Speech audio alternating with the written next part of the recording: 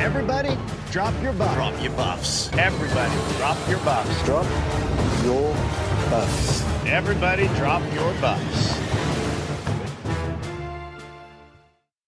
Hello, everyone. Welcome to a very special podcast of Drop Your Buffs, where we are recapping the strategy, social game, and stupidity of Survival Challenge South Africa Battle of the Bush.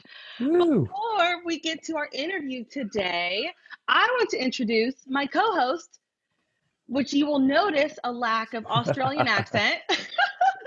Coming to us from the middle of nowhere, Texas, we have my friend, Steven Stewart. Steven, how are you doing? I'm doing well. I'm very excited to be here. Thank you. Yay! So the reason I asked Steven to be here today is because he also followed along watching the Battle of the Bush, and he's also a big fan of Survival Challenge. So I asked him to join me today, and he was so excited to join us. Steven, could you tell us more about yourself, like where you're from, what you do, all the things? So I'm 27 years old. I am born and raised in Los Angeles, but I'm currently in College Station, Texas, pursuing my PhD in accounting. Wow. So I will be there for a while. And right now I am in like Amarillo, Texas, which is kind of the middle of nowhere, Texas, for Thanksgiving. And fun fact about me, Dion and I actually share something in common. We were both voted out by Hannah. So we both had that wonderful opportunity for Hannah to write our names down and send us out of the game. So Dion went a lot farther than I did. Yeah, so Steven and I met playing Survival Challenge 2018 in Illinois, and I really wanted to work with him, but then I voted him out. So that's how we're friends to this day. The stars just did not align. No, it didn't. And then after I got voted out of the, after the game was over, I found out like all this like information that Steven like didn't share with us about him being a PhD student and how he'd played a live game before. And I'm like, you know what? I'm glad I got rid of him.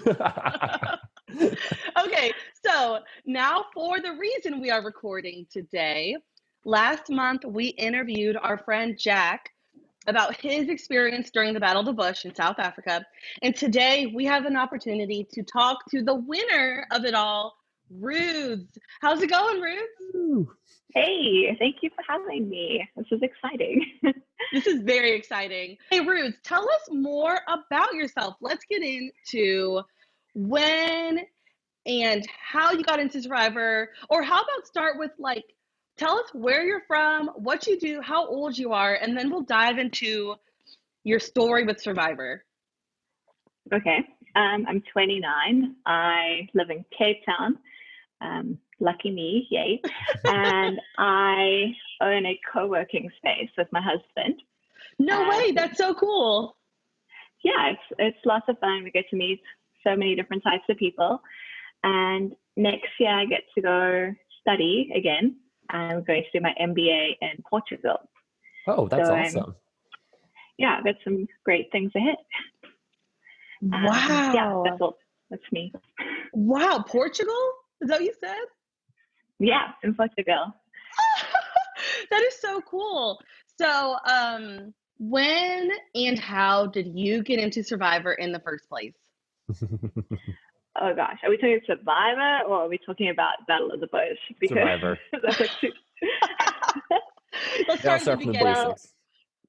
So in South Africa, we actually get the seasons a few years later than when they air in the US. So I was probably about 12 or 13 when our first season aired, and loved it from the moment I saw it. And like, I just remember from those years back when like Rob and Amber were playing in All Stars, people would go and post spoilers on the traffic lights. And what? Because obviously it aired Traffic many lights? years before. Yeah. So like they put a poster up that says, Oh, wow. Amber wins. No So way, that is like the ultimate trolling. Yeah, pretty much. So those are my earliest memories of Survivor. I loved the team aspect and the obstacle courses. I just wanted to go and do all the obstacle courses. Mm-hmm. And when we got to about season 16, fans' first favorites. I started to love the strategy a lot more. Yes. Yeah, so fell in love with Pav. When Russell Hans came around, I fell in love with him too. I feel the opposite. I know, a lot of people do. And then I enjoy the more friendship, emotional story now than the strategy. I love that's how I feel about Survivor. My love for it evolved as I grew older. Like, the last thing I fell in love with was the strategy game of it all. What I loved was, like, yeah, you said, like, the challenges, the characters, then the friendships, and then, like, finally I was like, but it's a game. So that's what my evolution was as well. But yeah, the Battle of the Bush. Yeah, do you want to get into well, you know what, you Jack? mentioned that. Yeah, go ahead, Steven. You mentioned that the U.S. season started airing a little bit behind. What season's airing right now in South Africa for the U.S.? Oh my goodness. Well, I don't really keep up with that because I watch online. Okay. But you know what? I saw a post in the South Africa Facebook group. Someone posted a video clip of Millennials versus Gen X getting aired in South Africa. So that is just so crazy to me. I feel like I would easily just be around, like, spoiling it for everyone. Like, oh yeah, Adam wins. It's fine. Because this is a little bit jumping ahead spoiler, but we were wondering because Wendell played in your game. We were like, did they all know Wendell? Because, like, his season hadn't aired yet in South Africa. Oh yeah. Yeah, we all watch online. That's like, it's one of those things. If you're a fan, you find a way. I love it. So Jack mentioned in his interview with us, he briefly mentioned that you have played online Survivor before. Is that right? I have. Yes. Wow. So you, like, I would call that a super fan. Like, are you a Survivor super fan? I used to think so. And then I met a lot of super fans and I realized that I don't know as much as them. But I feel the passion. I'm in it.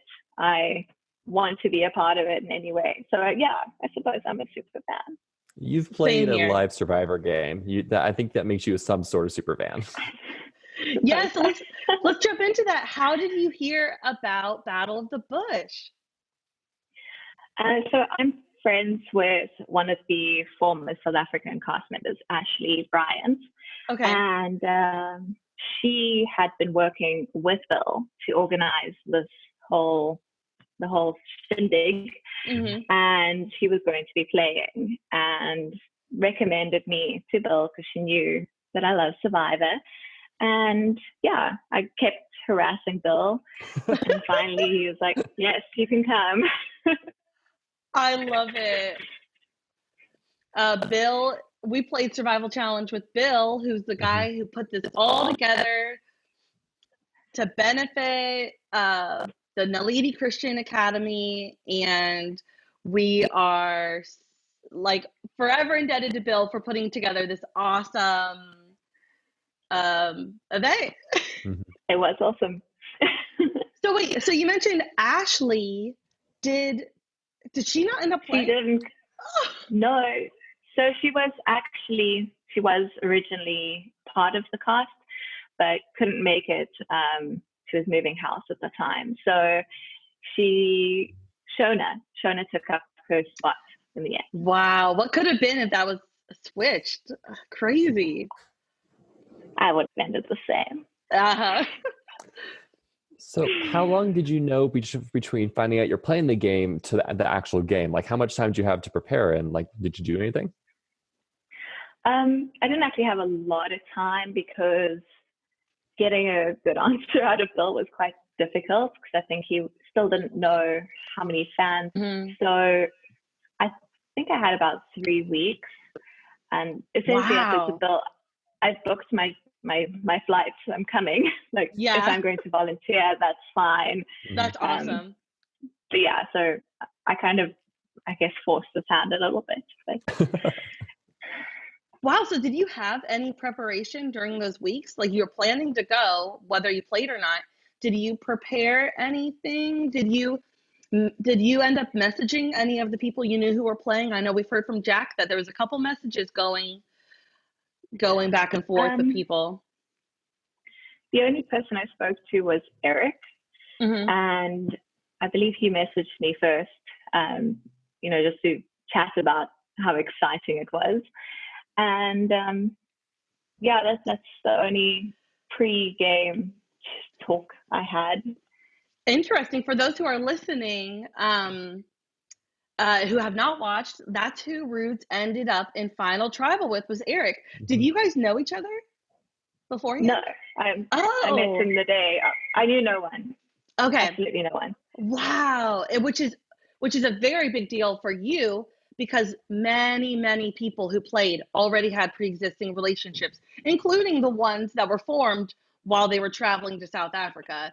So you really came in like blank slate, and that, as we can tell that you won, that ended up working in your favor probably. Yeah, I feel like if people knew me better, I might have come into it with more of a target on my back. But I got to just be like float around in the background and smile at the camera every now and then. And I was fine to play that character because it worked with what I had. Yeah, exactly. That's how I was talking with someone actually about like your game and your winning game, and I was saying, maybe she wasn't seen as like the dominant player, but she knew what cards she had. So you knew what you were playing with, and you played those cards exactly like you were supposed to play those cards. So anyways, cut to like to the end of the game and my thoughts are. Spoiler, she wins. So right now I want to stop down real quick, and I just want to list the cast of who Rudez was playing with. And I know we did this during Jack's podcast, just kind of outline how many people she was playing with, because going into the game, everybody knew who they were going to be playing with in the game. So I'm gonna like list everybody. And Rudez, let me know, was there any like survivors that you had not seen their season, or had you seen everybody's season, including South Africa and US? I'd actually hadn't seen a lot of the South African Survivor seasons. I was in university when they were airing and didn't have TV. So and they're quite difficult to get a hold of. Yeah, so those ones, I mean, like I have seen the season that had Tom and Tony and Ace. Same. Had you seen that one? Yes, I had. A great season of Survivor. It was fantastic. And I've seen a bit of the season before because that's the one my friend Ashley was on. So I could get a hold of those. So the other South Africa survivors were Amanda, Shona, Tejan, and Nichelle. Did I say those right? Yeah. Yes, nailed it. Okay. And then the South Africa fans were you, Rudez, Eric, Deneo, Hilgard, and Marsha. But Marsha was a fan, right? No, Marsha was on a season. She was on season 5 on Ashley's season. Okay, sorry, Marsha, I didn't know. And then you're also missing Ace. Oh yeah, well I don't know if you listed the Survivor. Yeah. We listed the ones not from Philippines. Yeah, Tom. Tony, I see. Okay, there we go. That makes sense. Ever forget Ace. Ace will always be in my memory. I love him so much. Idol makes me so happy in this game. I know. So then we have the U.S. survivors. We had Wendell, Bryce, Ramona, Desi, Jimmy T, Tina, and Dr. Jill. And then the U.S. fans, we had Jack, Steve, Sam, Victoria, and Liza. I think you got everyone. All right. I counted up and I had 24. I just had Marsha in the wrong spot because she was voted out first. So we didn't really get to see much of her. So, I have a question. So knowing that you're going into this game where there's 12 U.S. players, 12 South African players, a mixture of fans versus former Survivor players, did you come with sort of an idea or strategy of how you wanted to navigate that? No, not really. Can't blame you. Yeah, I figured I would just take things as it came. Like, I watched a bit of the Survivor Challenge, I think the main one, and just to get like the structure of the event. And when I learned that those photos only really happened on day 3, I calmed down a bit, and I was like, okay, I have at least 2 days to get to know people. I'll get to compete in challenges, and yeah, it was more just like I came in with a knee injury, so I knew I couldn't be a physical player. And so I guess the only thing I really thought about was, how am I going to contribute and like not let my team lose challenges? Did you tell people that your knee was injured, or is that something you kind of kept on the down low? After the catastrophic first challenge, I kind of needed to. Okay. Yeah, I didn't tell everybody. I kind of, like, hey, just thought I'd let you know to 1 or 2 people during a conversation. So built a little bit of trust. Oh, well, that was awesome, using that to your advantage. Yeah, you try to use everything you can. Were there any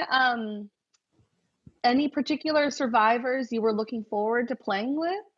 Or were you, I really like how your perspective was like, I know what I'm able to do, and I'm going to just go in and play my best without a particular plan. But was there any survivors you were looking forward to? I was really looking forward to playing with Tony. Yes, I love her. She's she's a firecracker, and I thought we could cause some trouble together. Was there any other survivors that you were looking forward to? Like Tony, she is just so fun. I would just be scared of like what might she want to do that would not be according to my plans. I'd be like, I don't want to be with someone spontaneous. Yeah, I like it when it's all when I can predict what someone's going to do. So yeah, I don't know, she just has such a great pull to her that you don't kind of, when you see her on your TV, you just want to know her. And then, like, I'm not going to call out any one of the US cast. I've seen them all. I love them all play. Like, I just want to meet my first survivor. I know, isn't that so fun? And like, what a crew you got to meet. Like, when the cast came out, I was like, can I drop everything in my life and just fly to South Africa to be a part of this? Like, oh, I wish it was during the summer when I didn't have work because I'm a teacher. Ugh. Okay, so let's go ahead and let's jump into the game. But before we start talking about the whole game, I want to stop for a moment and give a special thanks and a shout out to each person who provided pictures, videos, recaps of the game while it was happening. I want to especially thank Bill for, putting it all together and keeping the Facebook group updated. Peggy and Bob Crowley were great. Peter Tarantino for the awesome videos. I loved his commentary during them. He was so great. Rudez, our special guest, she made a document outlining the whole game with each video linked so you could follow along and watch all the videos because it's kind of hard to track down in the Facebook group. And then Matthew McCarthy made a document outlining like who won each challenge and who got voted out. And so Stephen and I used those documents to make our own outline for this interview. So thank you, everyone. All right, here we go, guys. It's day 1. Rudez, you check into the game, you get your bag checked to make sure you didn't bring in any matches or bring in anything else that would be cheating. When we start, we see John Vitea, our amazing host, our Jeff Probst. He is so good at what he does. Every time I watch a video, I'm like, John is just, he's forever my Jeff Probst. You come into the game and you are told to go find your name at one of 3 tables. So obviously, John, in his maniacal mind, he is wanting you to think that you're split into 3 tribes.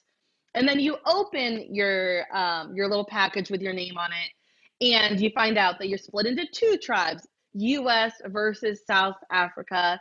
Is that what you expected? Were you surprised? What were you thinking at that point? Yeah, so I originally thought that it would be South Africa versus US, and I didn't know how that would work out for me.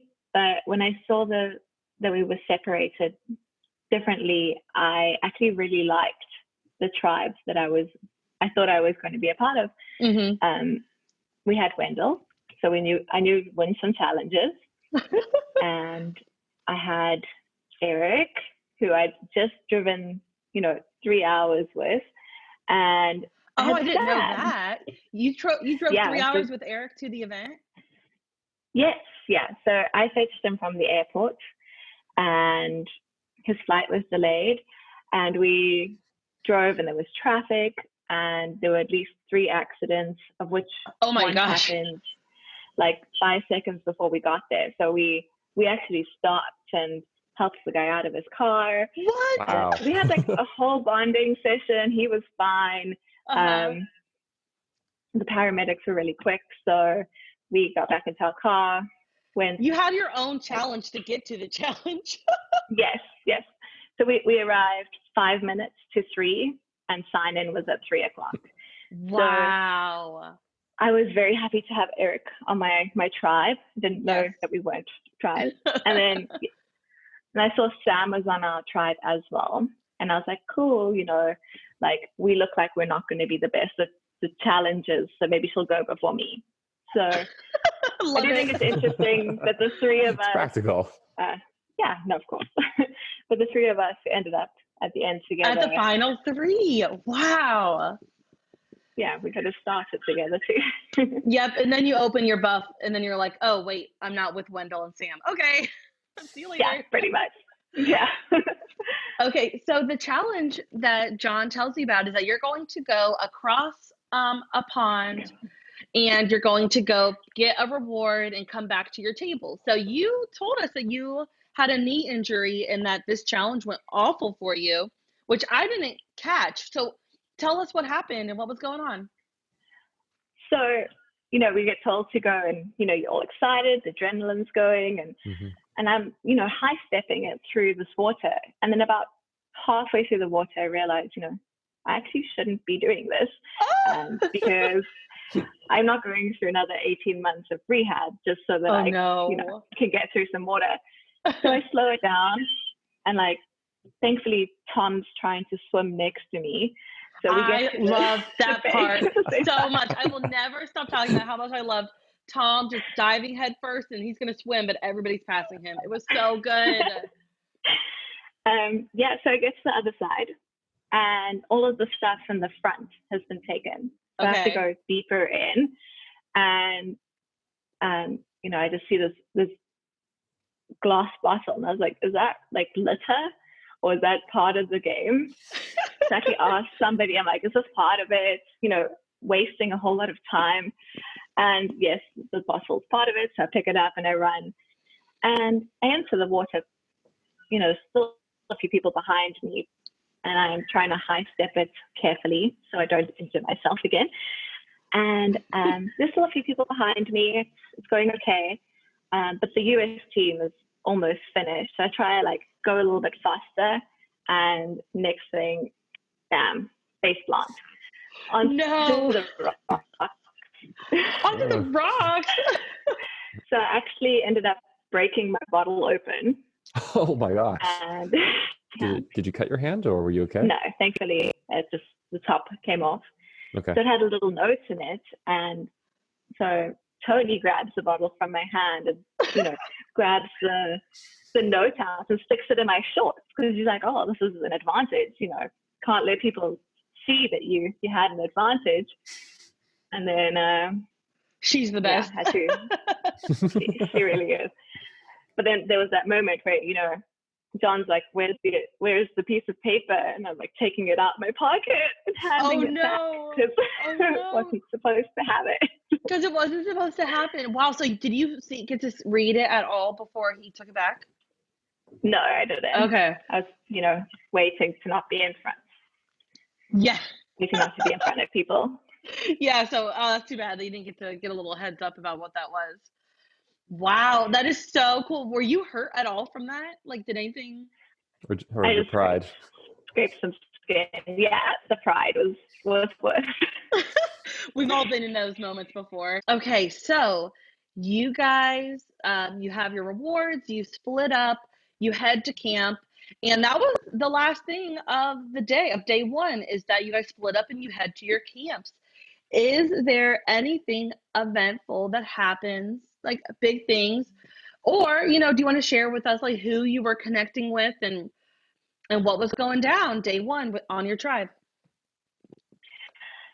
So we had 2 tops as our tribe. Ooh, nice. And it was late afternoon, so we thought we would put, one top to sit on, and we put the other one up as shade.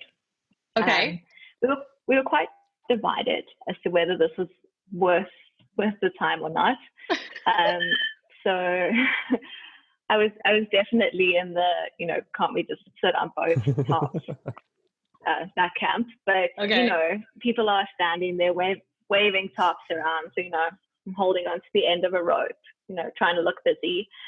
And it's just watching really who's doing what. And I've mentioned the top because the top is really what destroyed the first night of sleep for everyone. Really? So we didn't take the top down before we went to sleep.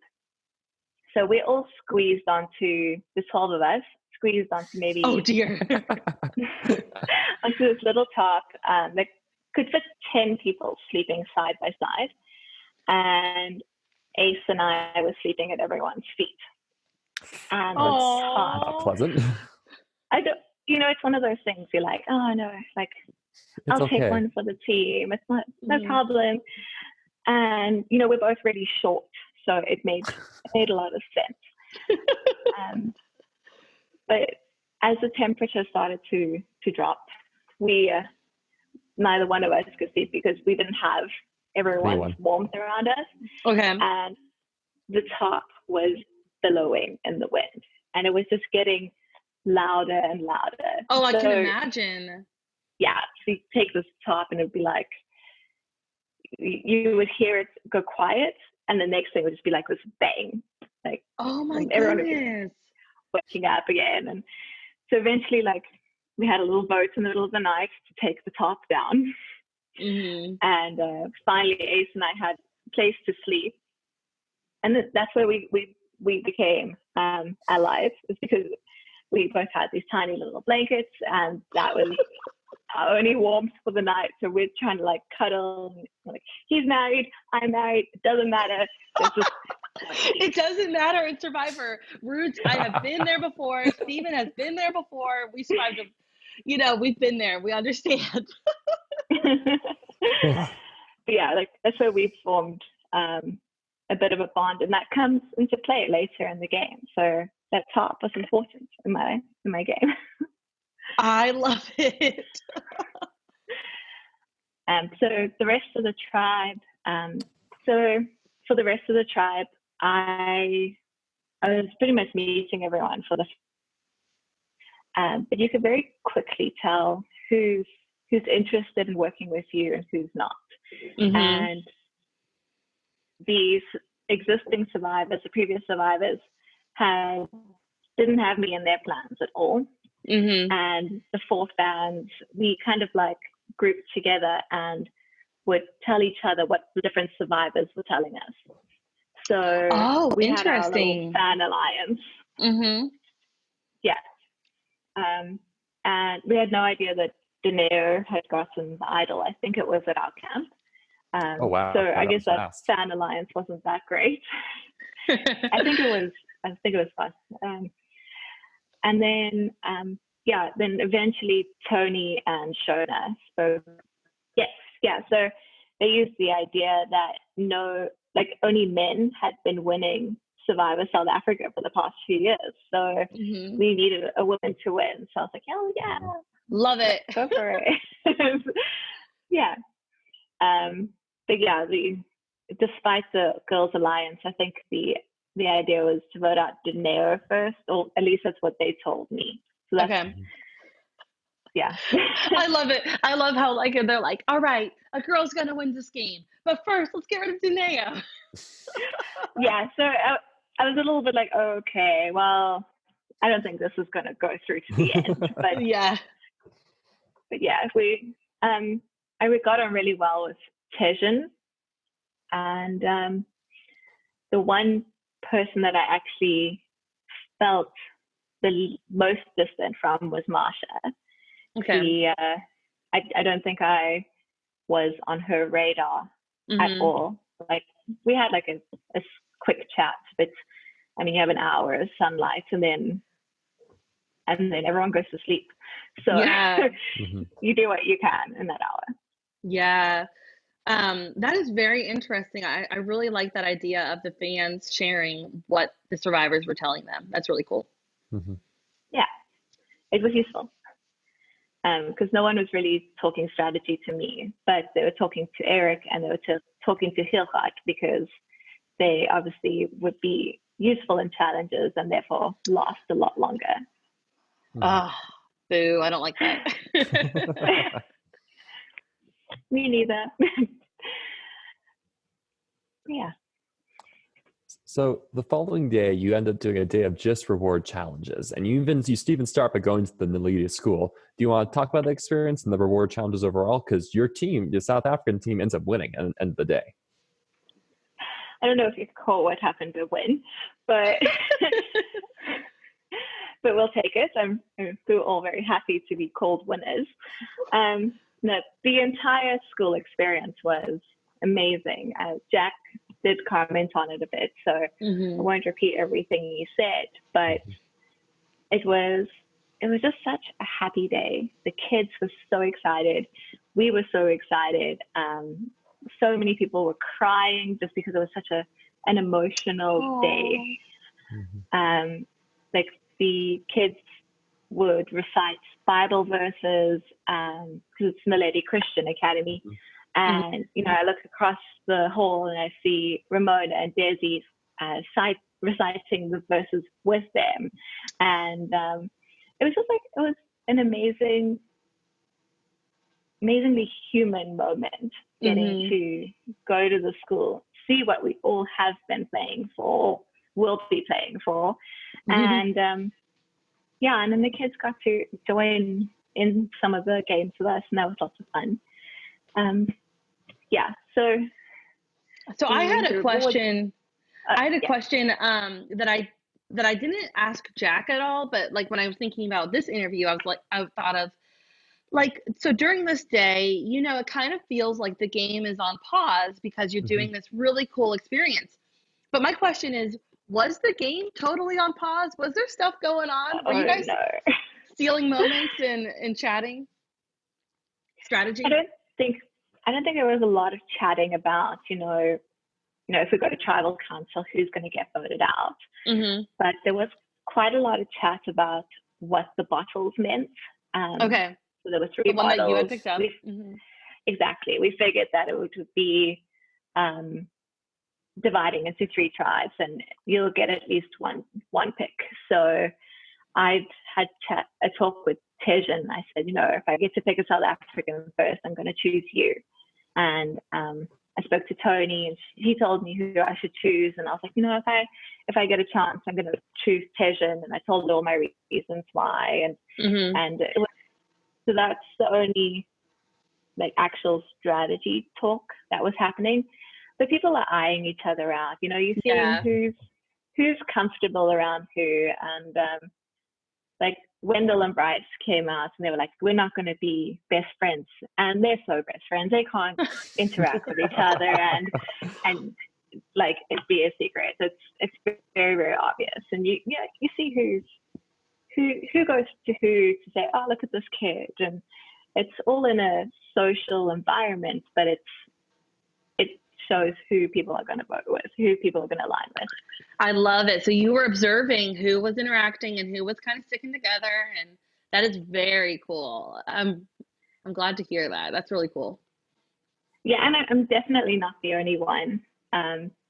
You know, it was quite remarkable how I know I mentioned Wendell a lot. We're going to talk about Wendell a lot, but right, Wendell during the challenges, you know, you could see that he's chatting to every single person, not only on the American side, but on the South African side, you know, come in after, you know, we're all huddled around as a tribe, and he'd be like, hey guys, that was a great challenge. And, you know, to strike up a conversation.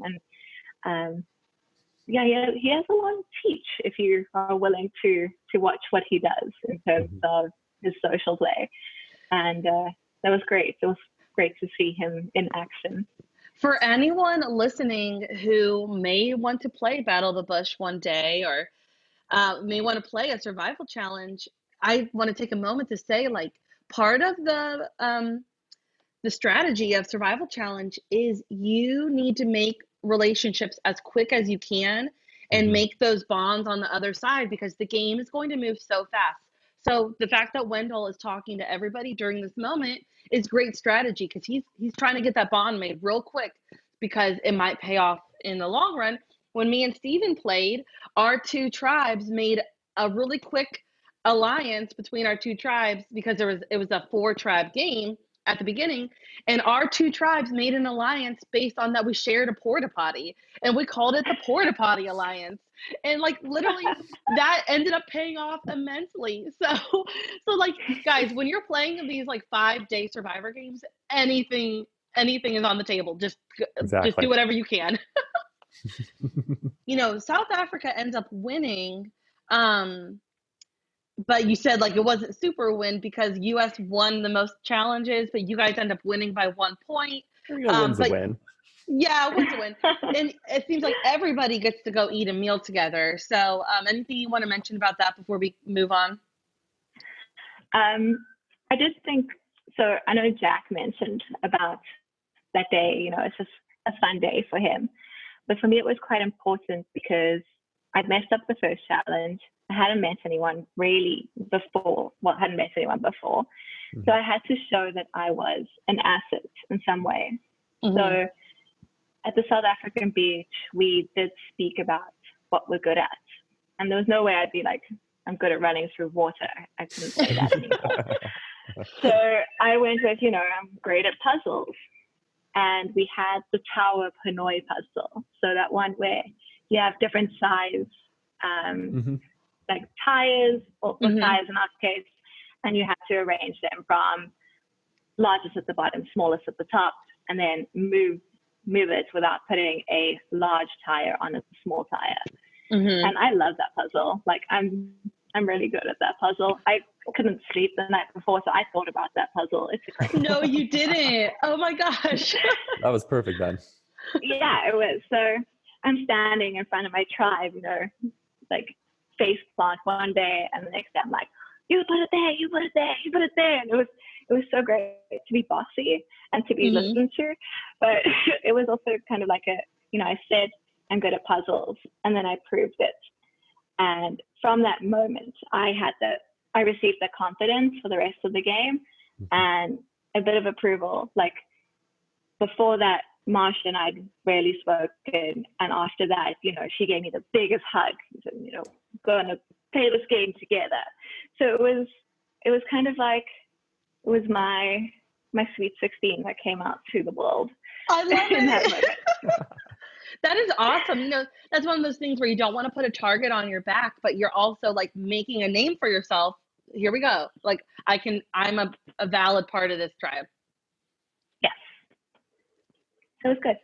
All right. And then once, speaking of you being the star of the show, when we get back to camp, you find out that the tribe swap is happening, right? It's when you get, or no, or is it while you're still at the school? No, it's when we get back to the venue. Yes. You knew you were one of the captains that were going to have to pick people. Who were the other two captains? It was, I believe it was Liza and Victoria. Okay. All right. So we've got 2 U.S. fans and 1 South Africa fan. And you shared that you told Tejan that you were going to pick him first. That's not who you ended up picking though, Nope. is it? No. So I was only allowed to pick an American first. So you had to choose. The rule was you have to pick someone from another country. Mm-hmm. So, and I picked third. So, well, I guess Liza and Victoria had to pick South Africans. Oh yeah. By the time it was my turn, I got first pick of an American. So I got really lucky that way because got the champion of Wendell.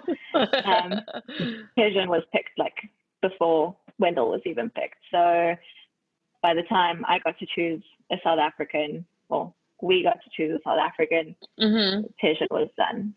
So yeah, then we just followed the natural course, choosing strong people, Tom, then Ramona. And then, coming in with a bit of strategy of how to get a few more South Africans on the tribe than there would be Americans. So it actually came from Wendell. So let me explain the situation a bit better. Okay. We just chosen Ramona. Okay. And our next choice could have been a South African female survivor, or a male fan. Okay. Those were our two choices. And so Shona was the last South African female there at the moment. So we decided to go to the fans to make sure that we got somebody who was athletic, who would do well in challenges, and then, pick up Shona on the way back because no one would also be able to pick her up. And, I don't know if it was very subtle or not, but I was like, hey, let's choose Eric. And so we, at that point, by choosing Eric, we got the majority of South Africans on that new tribe, because as the third picking tribe, we automatically got Amanda, who showed up late. Oh, yeah. I don't know if I'm making sense. No, yeah, you are. You're making sense. Yeah. Okay. So there was quite a bit of strategy in getting Eric onto the same tribe as me, but also keeping our majority. And then Sam rounded it off at the end of the picking.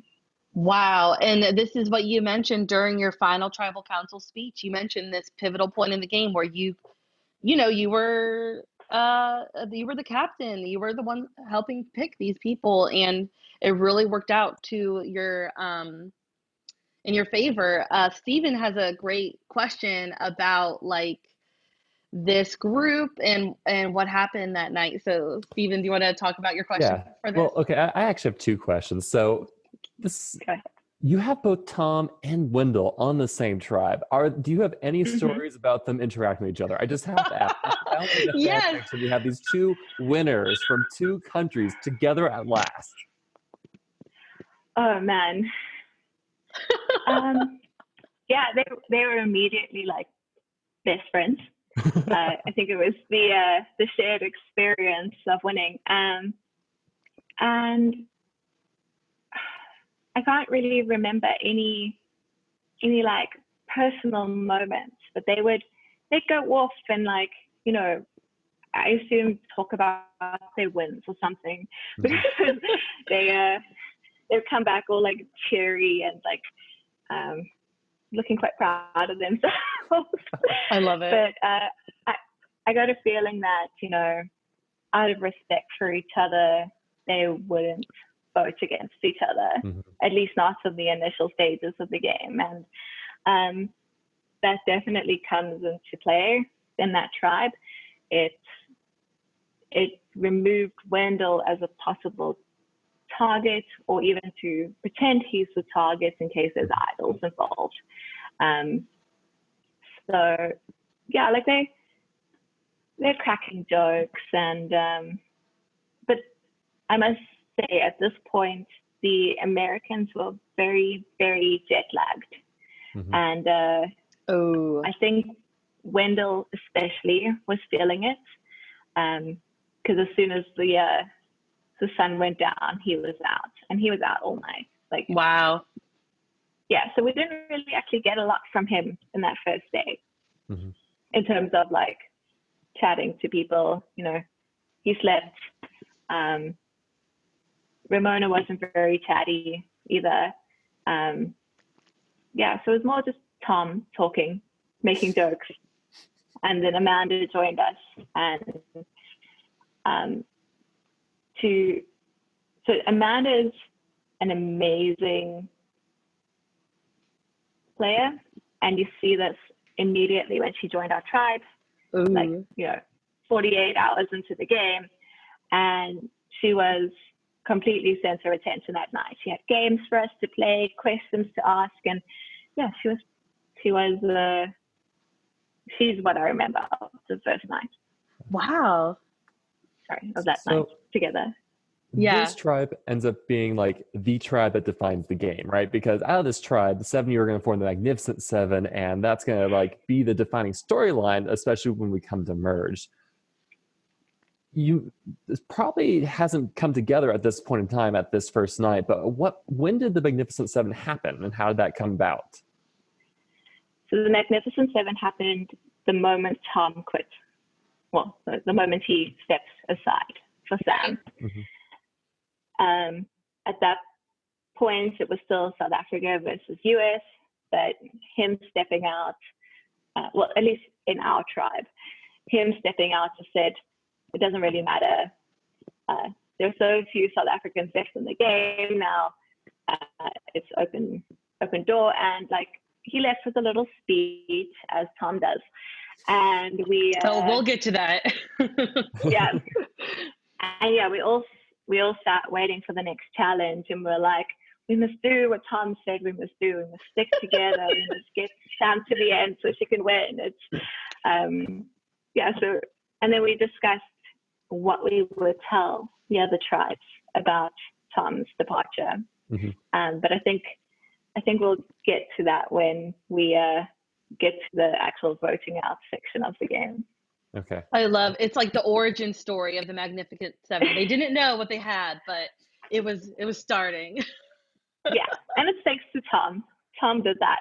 Oh, and I'm sure he's fine with knowing it was all thanks to him and his sacrifice for the team. I cannot wait to talk about that tribal. So let's go into day 3. We totally glazed over that there was a fire challenge. There was a fire making challenge with your new tribe. You guys win. That was a nail biter. I remember watching that one live when it happened. So that was a great challenge. You guys won. The next morning, the tribe that lost goes to tribal. Marsha is voted out. You already said that you didn't really have a connection with her, so that works out in your favor. That it wasn't someone you had like really made a bond with.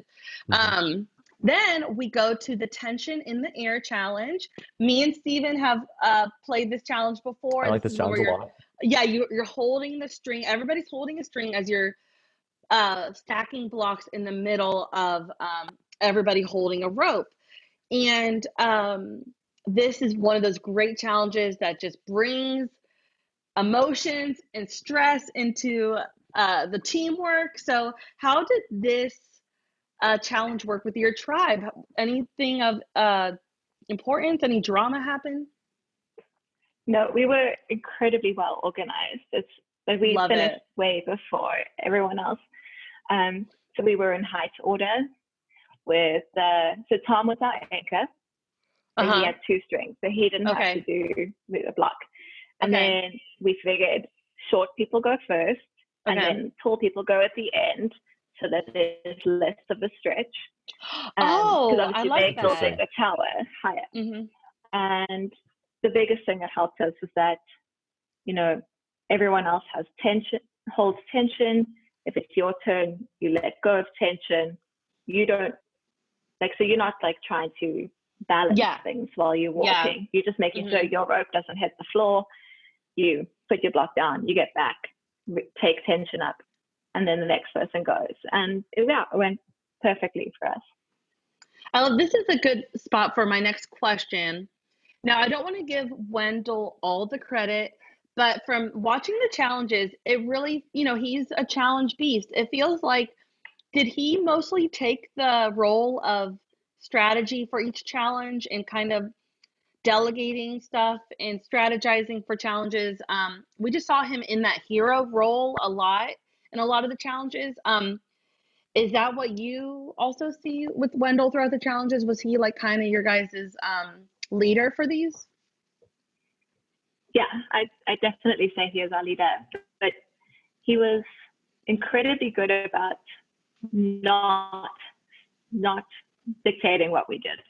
Yeah. So at some stage, I think within all the tribe challenges, we used at least one person's strategy in each challenge. It wasn't always like Wendell's strategy. Okay. But he was just really, really good at implementing it. He has a loud voice. He's very adaptable. So naturally, when we're in the middle of the challenge, he says, no, we have to change it. It's natural to just go, okay, let's do it. Yeah. It worked. Yeah, he was our leader. Like, you can't deny that. Yeah. Okay, cool. That's very insightful. Tejan gets voted out of his tribe at their tribal council, out of the Green tribe. What are your thoughts when you realize that? So this is the moment I stopped wanting to work with Tony, because she knew that I wanted to work with Tez. Oh, interesting. And she was the only person who knew I wanted to work with him. And it was 4-4 in terms of South Africans and US. On that tribe that went to tribal? On that tribe, yes, that's right. So, initial thought is, something just went wrong. Maybe an idol was played. But then you just hear like trickles of rumor through the challenges that only South Africans got votes. And in that moment, I realized that Tony had voted out my ally or who I wanted to work with. And I didn't have a lot of people there. So it hurts a little bit in terms of, my read on her, the pride thing again. But I was happy to get rid of the Girls Alliance at that point. Wow. I'm sorry. Wow. Those tribals in the beginning, it became very clear that on the Green tribe that Tony was in a very, very strong power position. And they come out of tribal and you see people going to talk to her. And it started to become very clear that, like, not only did she vote out Tish, she probably orchestrated it. And she's in a power Classic position. Tony. Classic Tony. But to come back to the Magnificent Seven, because I wanted to mention that first, that on that top where we sat and we waited for our next challenge, and we spoke about the Magnificent Seven and what we would say about Tom leaving the game, we said the girls banded together to vote Tom out. Interesting. Oh. Because we knew that was Tony's original plan, Girls Alliance. And if we showed that, we had a Girls Alliance on this tribe also, even though it wasn't, that we would gain favor if we ever got onto the same tribe as Tony.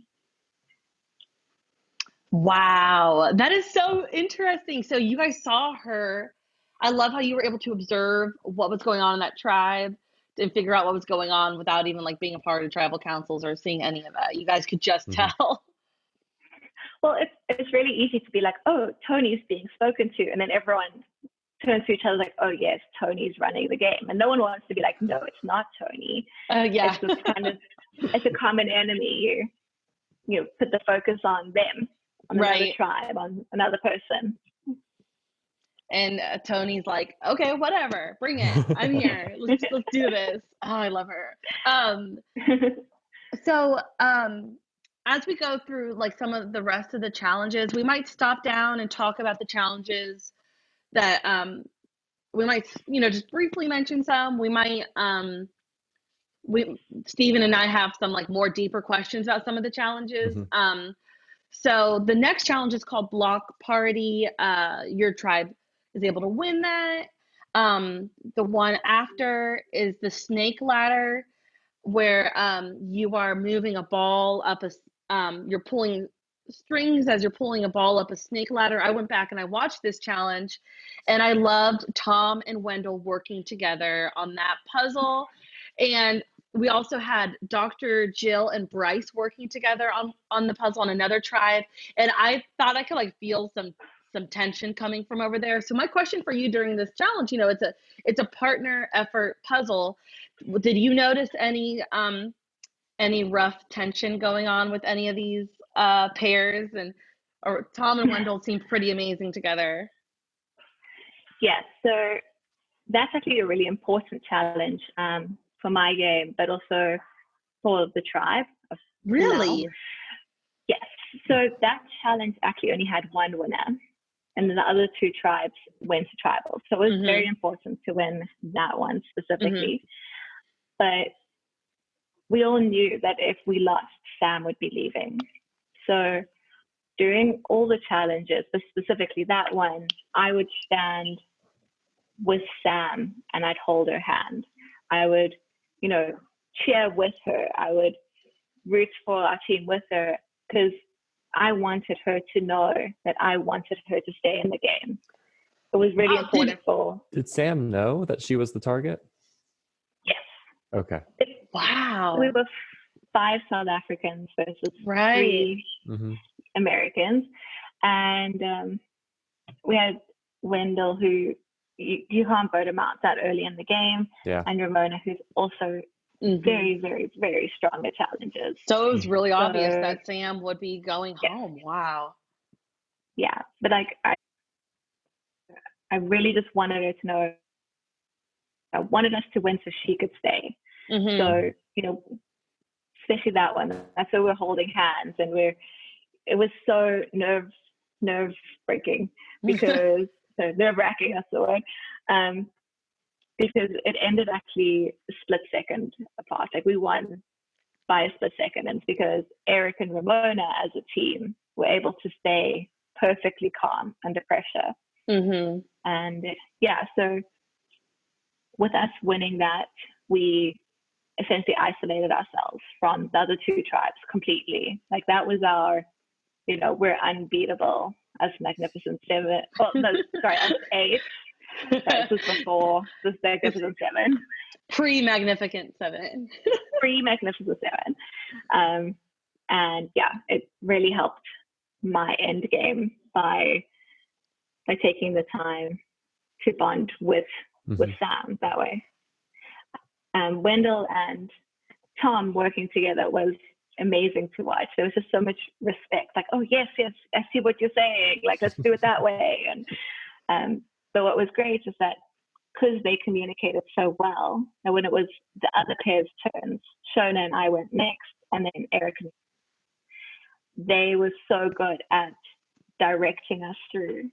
So this is before Wendell was our leader. Like they were our leaders.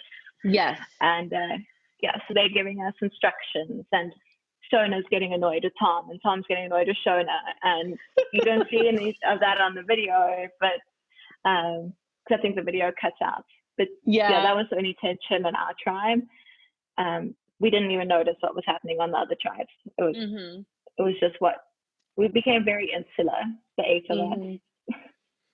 I love those little moments of tension that you get to witness when you're like watching these events. You get to like catch those little things of like, ooh, they're pretty annoyed at each other right now. I love it. Yeah. Okay, so the next challenge is colored cubes, I believe, and then you guys win that one as well. And then is there anything you want to say about that before we get to the slide puzzle, or did I miss anything? I don't remember that challenge. I don't think I was in it. Okay. That's okay. Okay, let's get to the slide puzzle and the tribal that followed. The tribal we've been alluding to this whole time. So the slide puzzle challenge, you have to get pieces and put them on the slide on a tray, and you have to slide them around to make the puzzle. So you guys end up losing this challenge. When I watched this video, I saw you take a few goes at it. We saw several people working on the puzzle. What?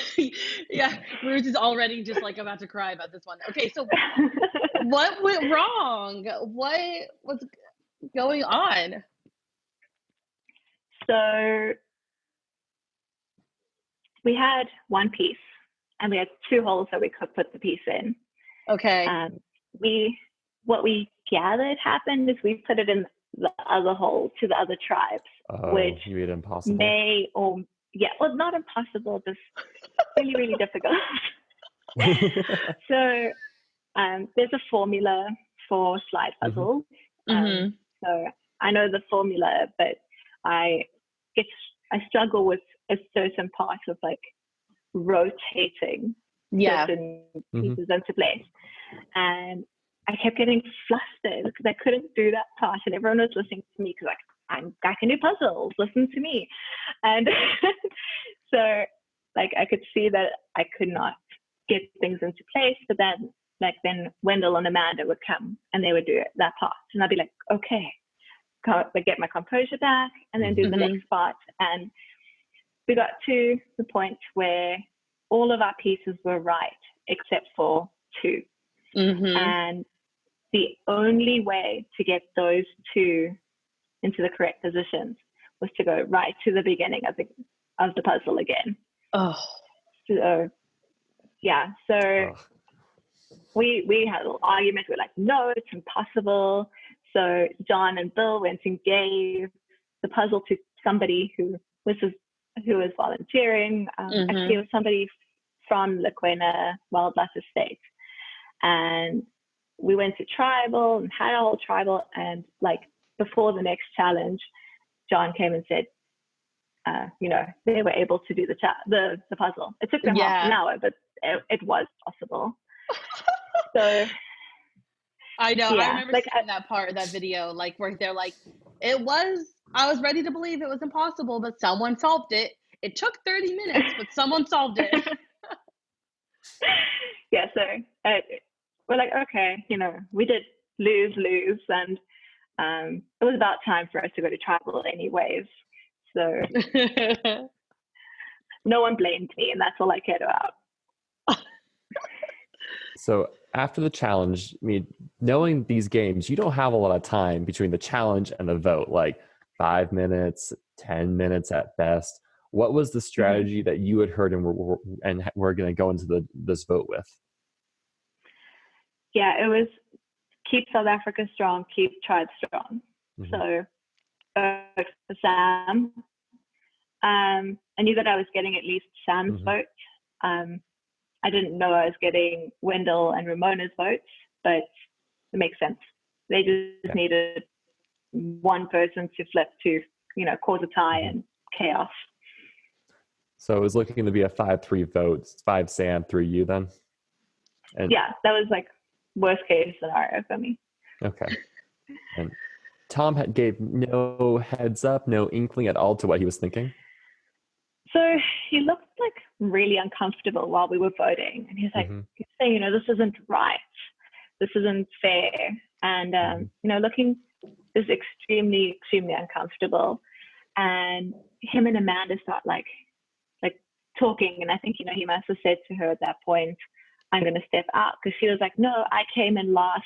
I'll step out. So they were having a bit of a debate about which one of them will get to quit.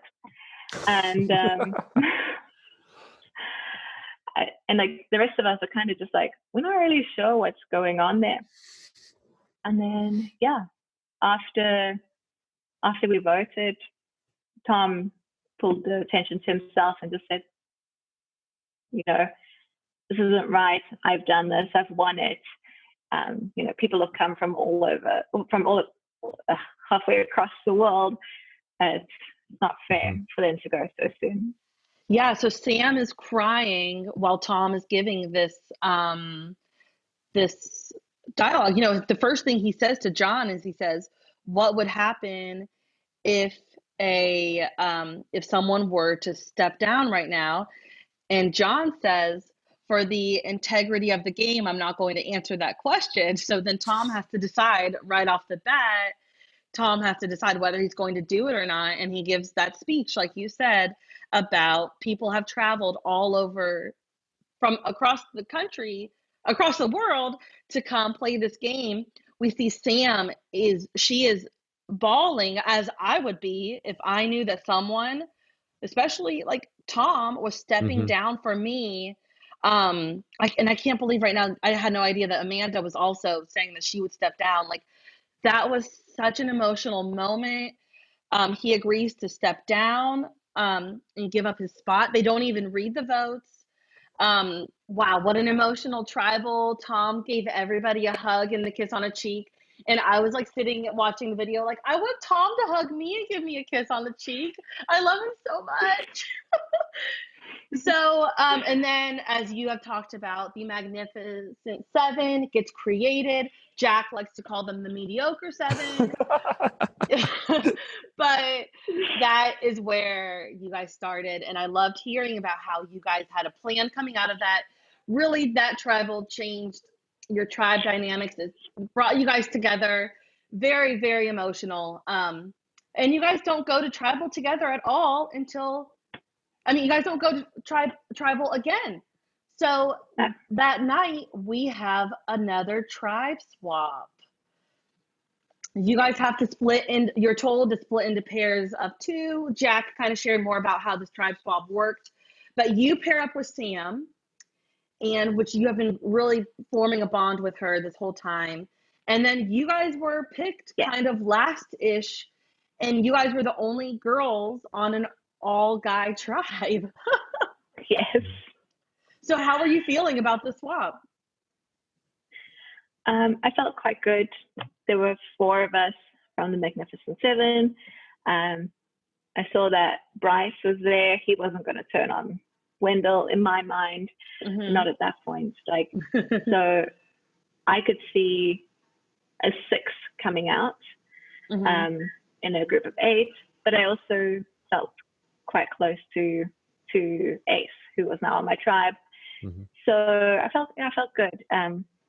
It was late enough in the game that if someone wanted to make a move at tribal council, it wasn't going to be against me. It was going to be against Wendell, which is why we keep Wendell around. He's a lovely shield. I felt good. I stuck with Sam because obviously we had our bond, but I also got the feeling that Sam was going to be looked after. She didn't need us in the end, but someone's going to also want to be looked after. I would like to ask one question. So this is your first time you're on a tribe with Jack. Anything you'd like to say about Jack? You've heard his podcast. You've heard everything he said. Now you're trying to dish it back to him. Man, that guy. Hey. No, like Jack. So we got back to camp and it was already dark. So there wasn't a lot of time to go off by yourself. But I needed to at least chat to everyone. So, I sat down between Jack and Jimmy T and like shoved Jack off his pillow a little bit. Well, his makeshift pillow. Told him to share it with me. And I don't know if he appreciated that, but he obliged. And we bonded as a tribe and listening to Jimmy T. And then the next morning it was go, go, go, go. And as soon as the morning came and I got to talk to Jack, I knew that he was about strategy. He's about game. Like, doesn't care about anything else. No, he doesn't. Come talk to me about strategy and we can work together. He's going to come talk about something else. Like, I'm going to go talk to someone else. So yeah, I bonded with him immediately over that because I also like to talk strategy. And we kind of just like, who's going to be first? Okay, it's going to be Jimmy T. Great. And it was easy with Jack. That brings us to the next morning. You guys lose the first challenge of day 4 and you're heading to tribal, and everybody knows the first vote is Jimmy T. And that tribal was so amazing. I would recommend people to go watch that tribal. Like, I really enjoyed watching it. We have Jimmy T fighting for his life. We have Wendell fighting for not Jimmy T's life. He's trying to keep Jimmy T like at bay so that he gets voted out. And it was a really cool argument going on between Wendell and Jimmy T that was both like, you know, an argument. It was, but they were also trying to like keep telling each other like, no, dude, I respect you, but like they kept on like trying to be like, no disrespect, but there was a moment that would be seen as disrespectful when Jimmy T says, we've got Wendell here and all these fans, and Bryce is like, excuse me? Hello, this is Bryce from the best season of Survivor Cagayan. So like that was just a moment for the books. It was amazing. And I loved Jimmy T's show during this. I loved how he was fighting for himself. I loved it when he said, I'm not a schemer on this side or that side of the fence. I'm a player. And it was so intense and awesome. So Jimmy T didn't start fighting for his life at that tribal council. He was fighting for it from that morning. Yeah. And so he was, you know, pulling people aside, and, you know, he had the normal arguments of, you know, you have to make a move now. You have to play the game. You have to, you know, you're being manipulated, but it's Jimmy T. Like, it's great. It's lots of fun to have him, you know, growl at you. And he shows me this idol bag. So that the idols came in a little sack. And he's like, yeah, I've got an idol. Yeah, I'm going to play it. So I'm like, oh, that's great, Jimmy. And I swore, like, I said, you know, I've listened to everything you said. I'm going to go think about it. I'm not going to commit to anything, but thank you for trusting me. I won't share your secret. And Ace was in on this conversation. It was the three of us. Okay. And, you know, I kept my word. I didn't say anything about this idol. But I did suggest splitting the vote to the tribe. And we get to this tribal, and Jimmy T's fighting for his life. And I'm convinced that he has an idol. And that this is all an act. So I'm like, I'm just shocked at how good he is at acting, and thinking we're at like this crazy level of you know, manipulation. You know, he's going to play this idol and something interesting is going to happen. And then, but I didn't want Ace to go because it was a split vote. And so I'm trying to whisper to Ace, like, it's you, so that if there's an idol, Jimmy T plays it on Ace. And at one point, you know, I just turn to Jimmy T and I say, it's not you. And he just, are you kidding with me? And in that moment, I realized he doesn't have an idol, and it's just given him this false hope. And, you know, he's just had this fight with Wendell and called Bryce Wendell's friend and been called out on it. So that's the last thing he needed, was this person, you know, doing their own little thing in the background, trying to get him to play his idol on Ace. And then he didn't even have an idol. I love that. I love how you were trying to figure that out right in the midst of all that going on. Wow. Okay. It was a fun tribal. Like, it was a very fun tribal. Everybody should go watch it. I have a follow-up question. So, you know, Jimmy T's really saying y'all are just playing in Wendell's shadow. You all need to rise up, make these moves. At this point, or what was Wendell, right? Because Wendell is this great shield, great guy. You know he's got a problem down the line. What was your ultimate, like, what were you going to do about it when push comes to shove? So at this point, I had spoken to Ace now about the possibility of him having an idol. Okay. Because I figured the bag came from somewhere. And I mean, I was wrong where the bag came from, but the association with Ace having an idol was correct. And, you know, I said to Ace, if you say an idol, I would prefer it if you took out Bryce, because Bryce and I hadn't connected very well. And he's like, no, I'm going to take out Wendell. So I was like, okay, that's that. So I figured if we go to tribal, if all the votes get put on Ace, and if he does have this hypothetical idol, Wendell's going. Wow. I am like shocked right now that, because let's kind of go to the challenge that you guys threw. We're going like 4 challenges later. You guys win. We get to this one challenge where your alliance within your tribe decide to throw it was like a slingshot challenge. And you're going to tribal, and you have a pretty good idea that Ace has an idol. So wait, you're telling me that you knew that Ace would be voting for Wendell? Okay, tell us what's going on right now. Okay, I don't know that Ace has an idol. Okay. But we have spoken hypotheticals, and I knew that if he did, I wasn't in any trouble at all. Okay. So we threw this challenge because we had the last 3 members of the Magnificent Seven on the other tribe, and I knew they would all work with me.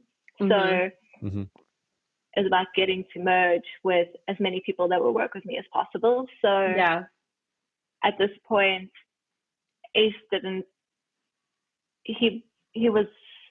really have much left to offer in terms of numbers. Well, he had the idol, but he kept that one to himself. But so it was kind of like a win-win situation for me. If we go to that tribal council, if Ace gets voted out, it's okay. But if Ace plays an idol, Wendell leaves, and it's okay for me too. Right. If Ace had left and we went into merge with Magnificent Seven out of 9, the other 2 people would have been Bryce and Jack. And I'm not 100% sure what would have happened, but I have a feeling that Wendell would have stuck with the Magnificent Seven out of his respect for Tom. Okay. And out of the Magnificent Seven, I had, through Sam, promised Wendell and Ramona I'd vote with them at 7. So my plan was keep Wendell until final 5. Okay. And then Eric, Sam, and I take the final 3 spots at that point. Because none of the challenges seemed to be extremely physical. And I know that I was good at focus challenges. We had people like Ramona and Jack to beat Wendell at some point. Right. So I wasn't ever really worried that he would win his way to the end of the game.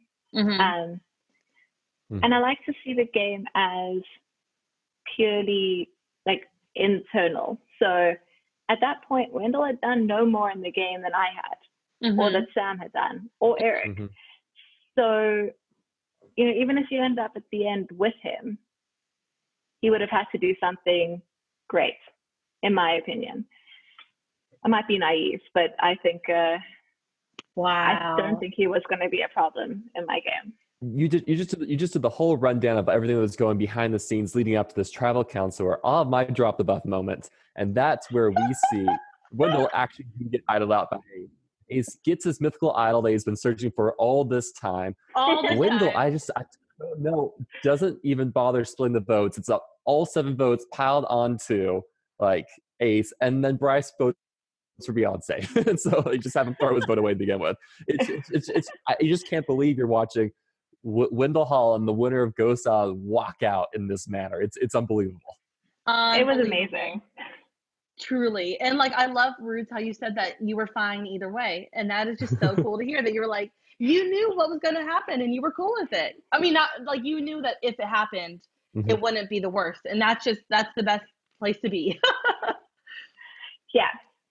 That's the purpose of having a shield is to not hide behind, is to for them to take the blows. And there's an idol out there, so the shield took the blow, and so the rest of us got to live another day.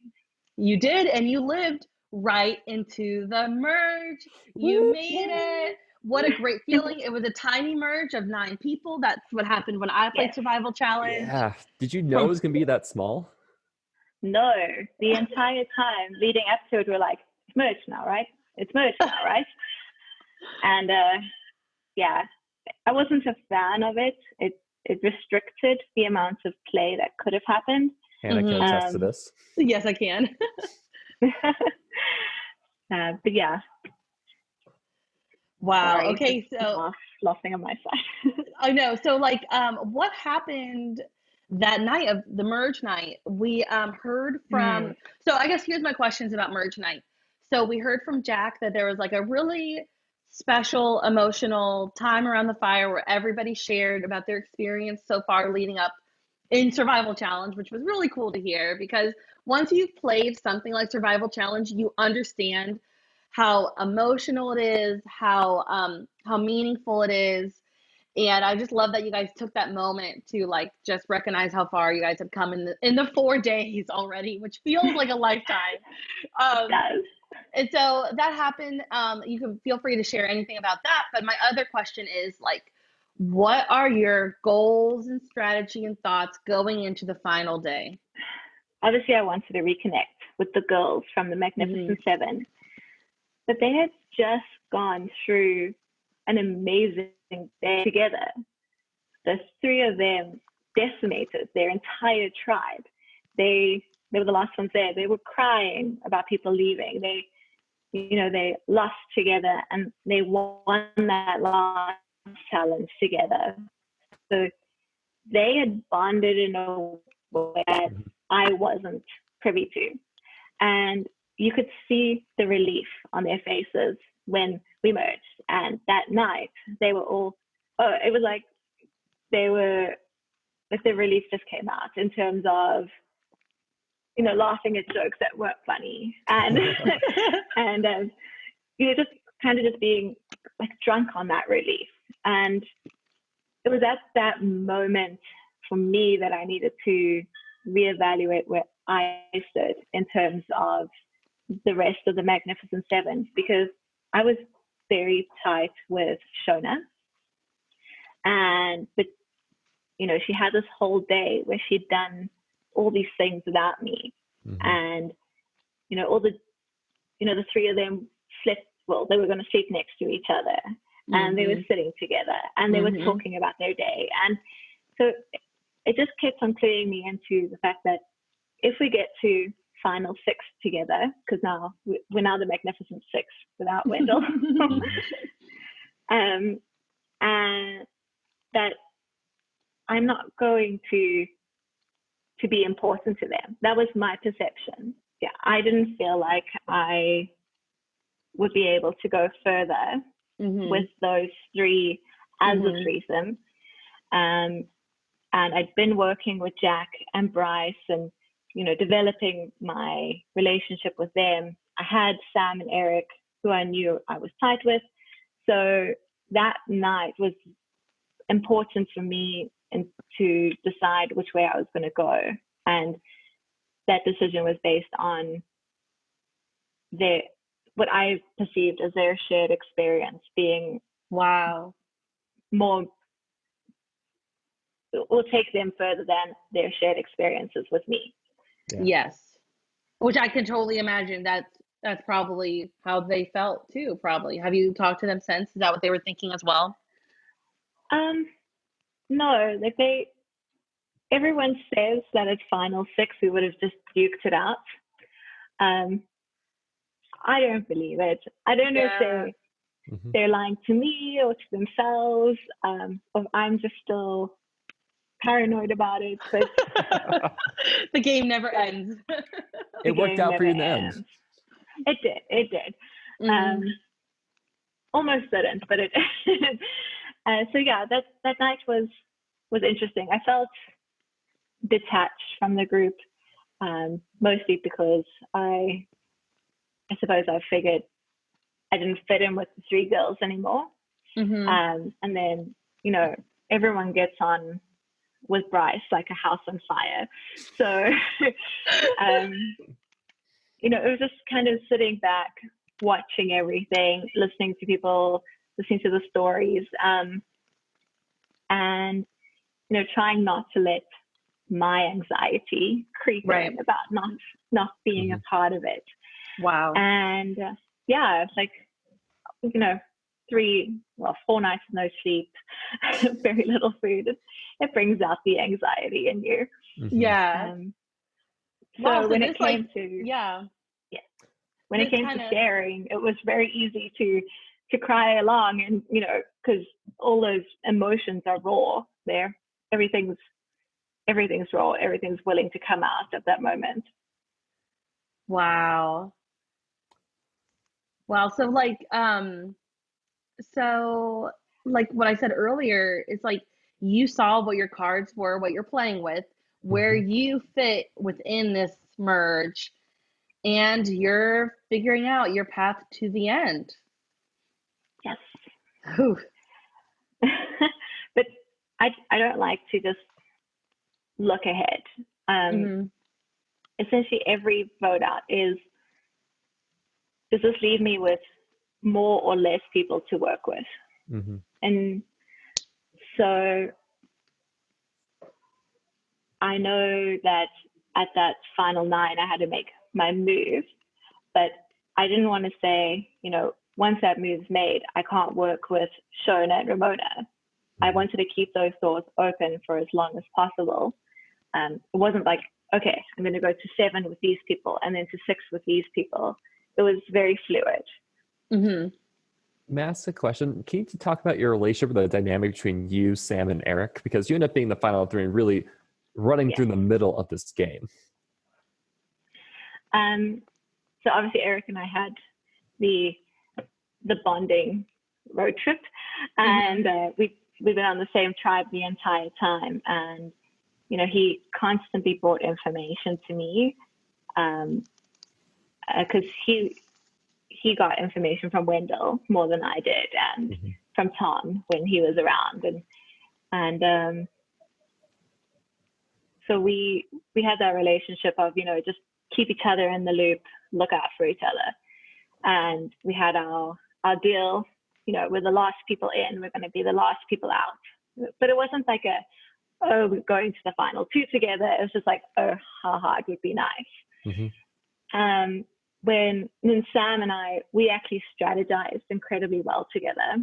We really enjoyed talking about all of our different options, and, you know, we'd say, okay, this is the course of action we're going to take. And then we'd split up, and, you know, I would go talk to 2 or 3 people on that side, and she'd go talk to the other people, just to make sure that everyone is saying the same things to us. Oh, interesting. The great thing is that while Sam and I, you know, were seen as a pair that were willing to work together and vote together, I don't think we were seen as a duo. And if you add Eric in, we certainly weren't seen as a trio. Okay. Because Eric votes opposite of you for several rounds. Yes. So we had a deal. The only deal I actually made the whole game was to go the final 3. That was merge morning. We decided the 3 of us are going to be in together. Wow. We promised we were going to go.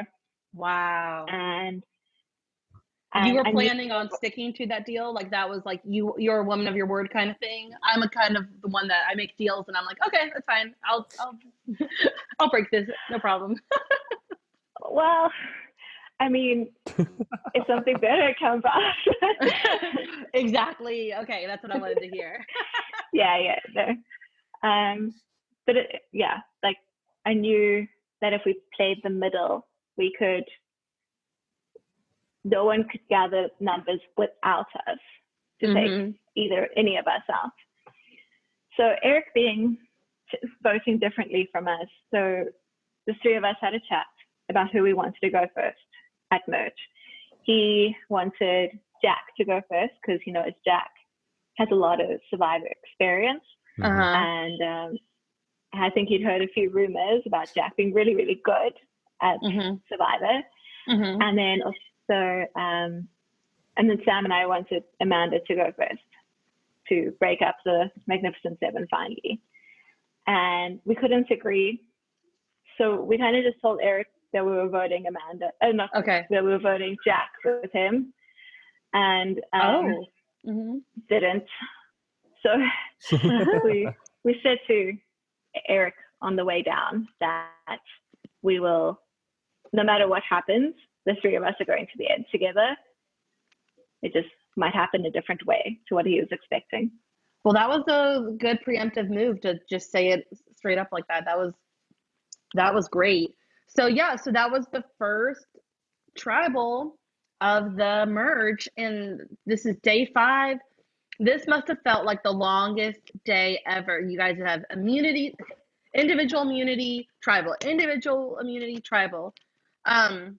So there was, we could definitely talk about each vote and talk about like where your role is in that. But like you just said, like you guys played the middle and you knew that votes couldn't get passed without you. I feel like there's one vote that I want to talk about, which comes up in your final tribal, about like where you really made an impact. But feel free to mention any other tribals that you would want. But let's talk about the vote that Jack gets out. Yeah. And Jack uses this during his final tribal statement, fighting for you to win. He talks about how you knew where all the votes were going and you made this vote happen to get him out. So do you want to share a little bit more about this? This is a challenge where you won immunity as well. Let's not gloss that over.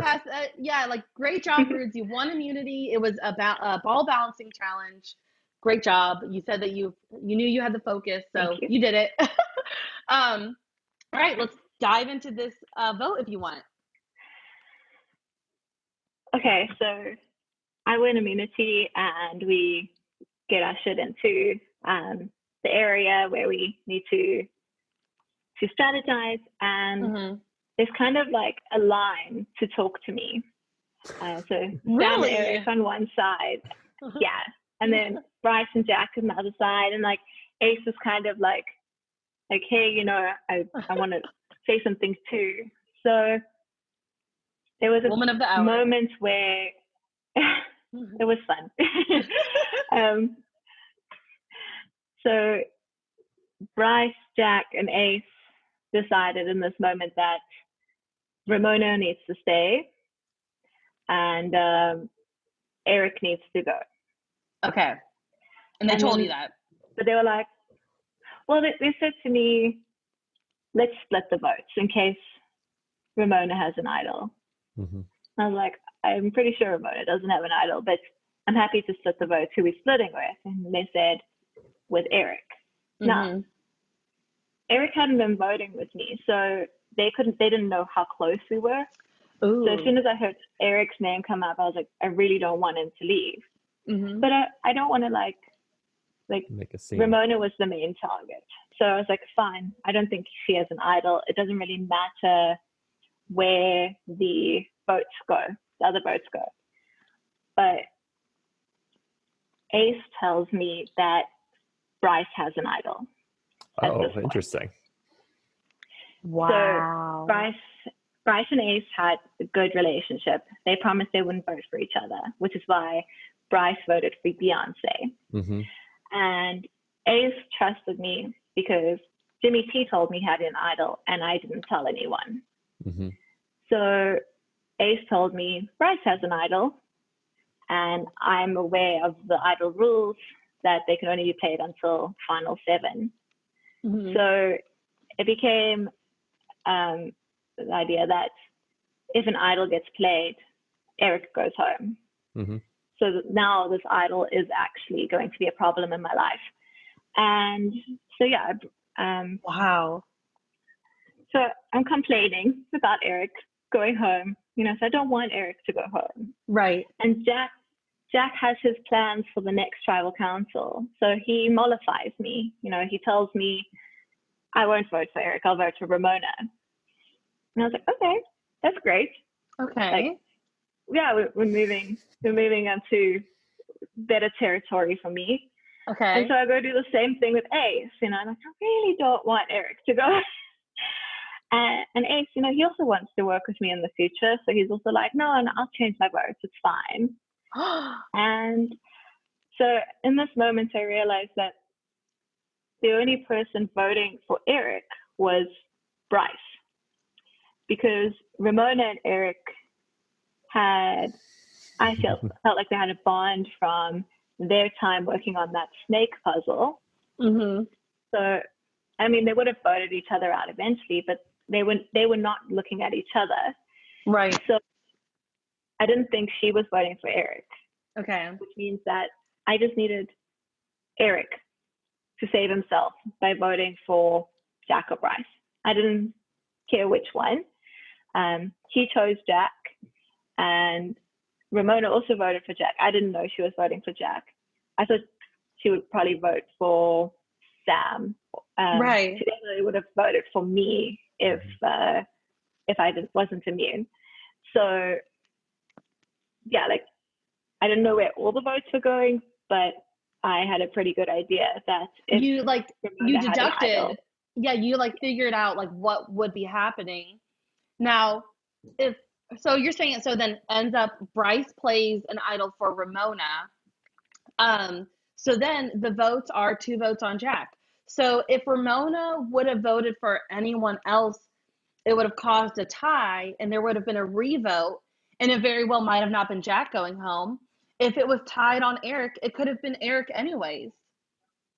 Yeah. So wow. If it was say Sam and Eric, that would have actually been the end of my game. But yeah, it would have been. Sorry, I'm trying to do the numbers now.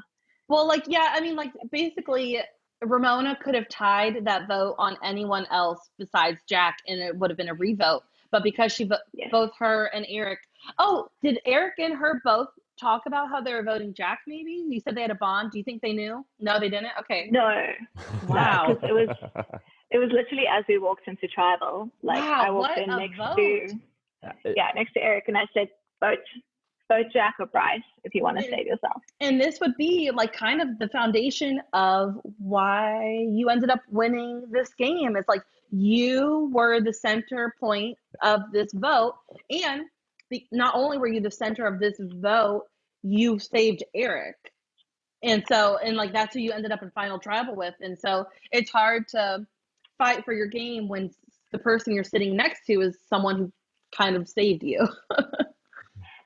Yeah, that does come into play when I was at final 3. So yeah, it was a good move. I loved it when Jack stood up and he's like, I just Tysoned myself out of the game. That's one of my favorite moves in all of Survivor history. So I appreciated it a lot. That's one of my greatest fears, is to ever Tyson myself out of a game. Yeah, so it's he did it to himself, but I think he was playing a really good game. He was looking ahead, and I don't think he realized that an idol was being played that round. So I just like the fact that Bryce idled out his ally. Oh, I know. It's hysterical. Baby boy. So, that was the vote where there was, there's a lot of people left, and I want to make sure that we're not taking up too much time, but I also want to make sure that we're talking about the things we need to talk about with the merge. So, let's kind of go through what happens next with the votes. Ramona gets voted out next, but she was having a medical issue as well. Ace gets voted out next. Then you win 2 immunity challenges in a row afterwards. So that makes you having won 3 immunity challenges. I know that Steven wrote a great question. He was like, did you expect for you to have this good streak with immunity challenges? Were you ready for this? Or you know what I mean? Yeah.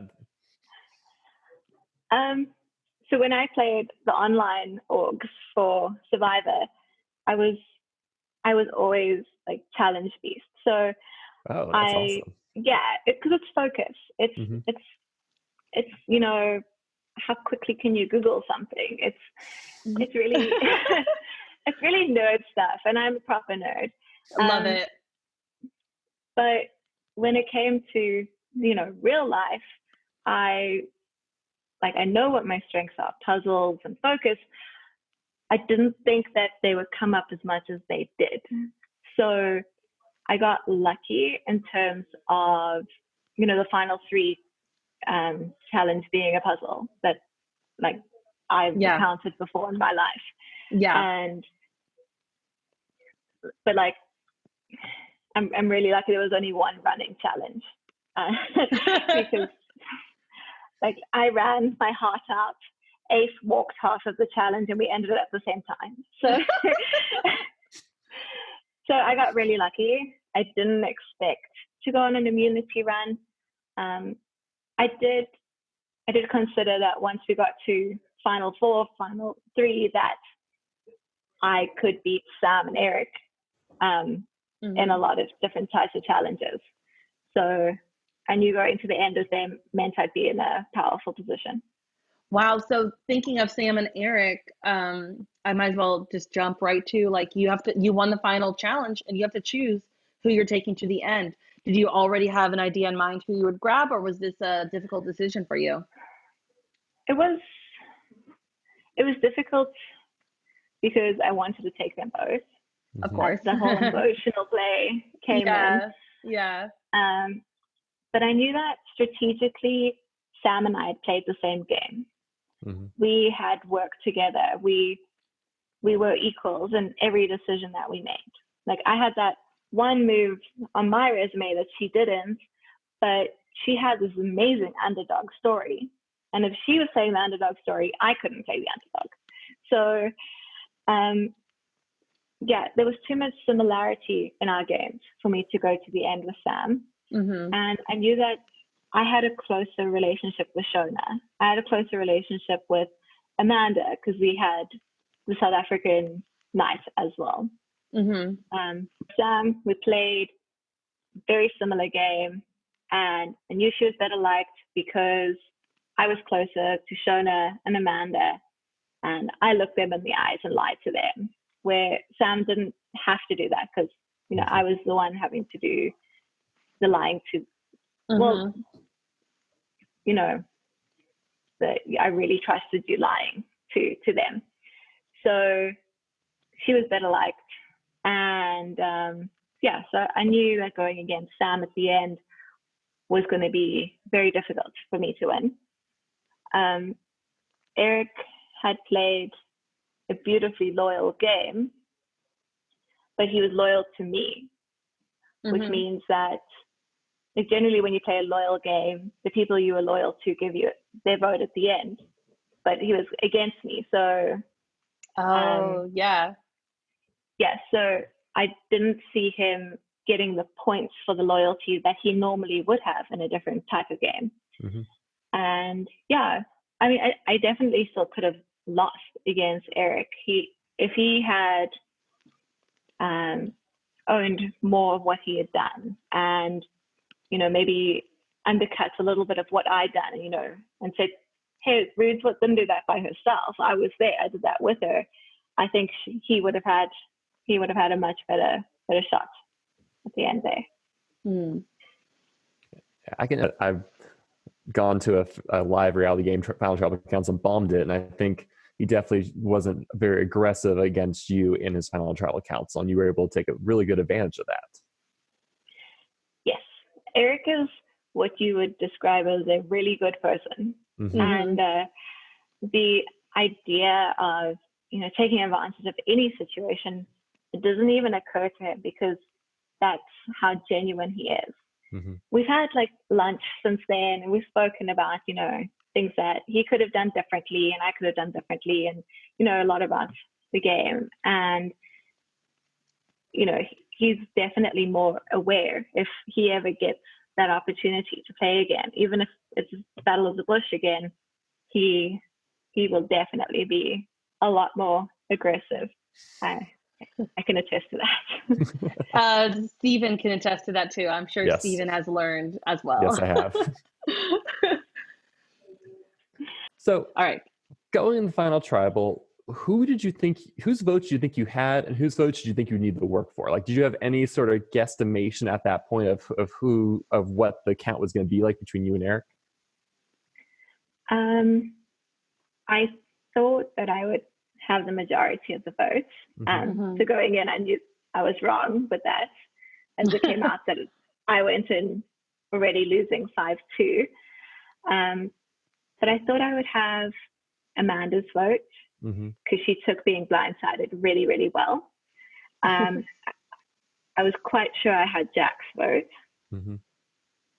I thought I would have Ace's vote. And then I was hoping that Shona would, see the strategy behind it and want to vote for me. I'd realized that I'd messed up with Ramona, which I would love to talk about just now. Sure. And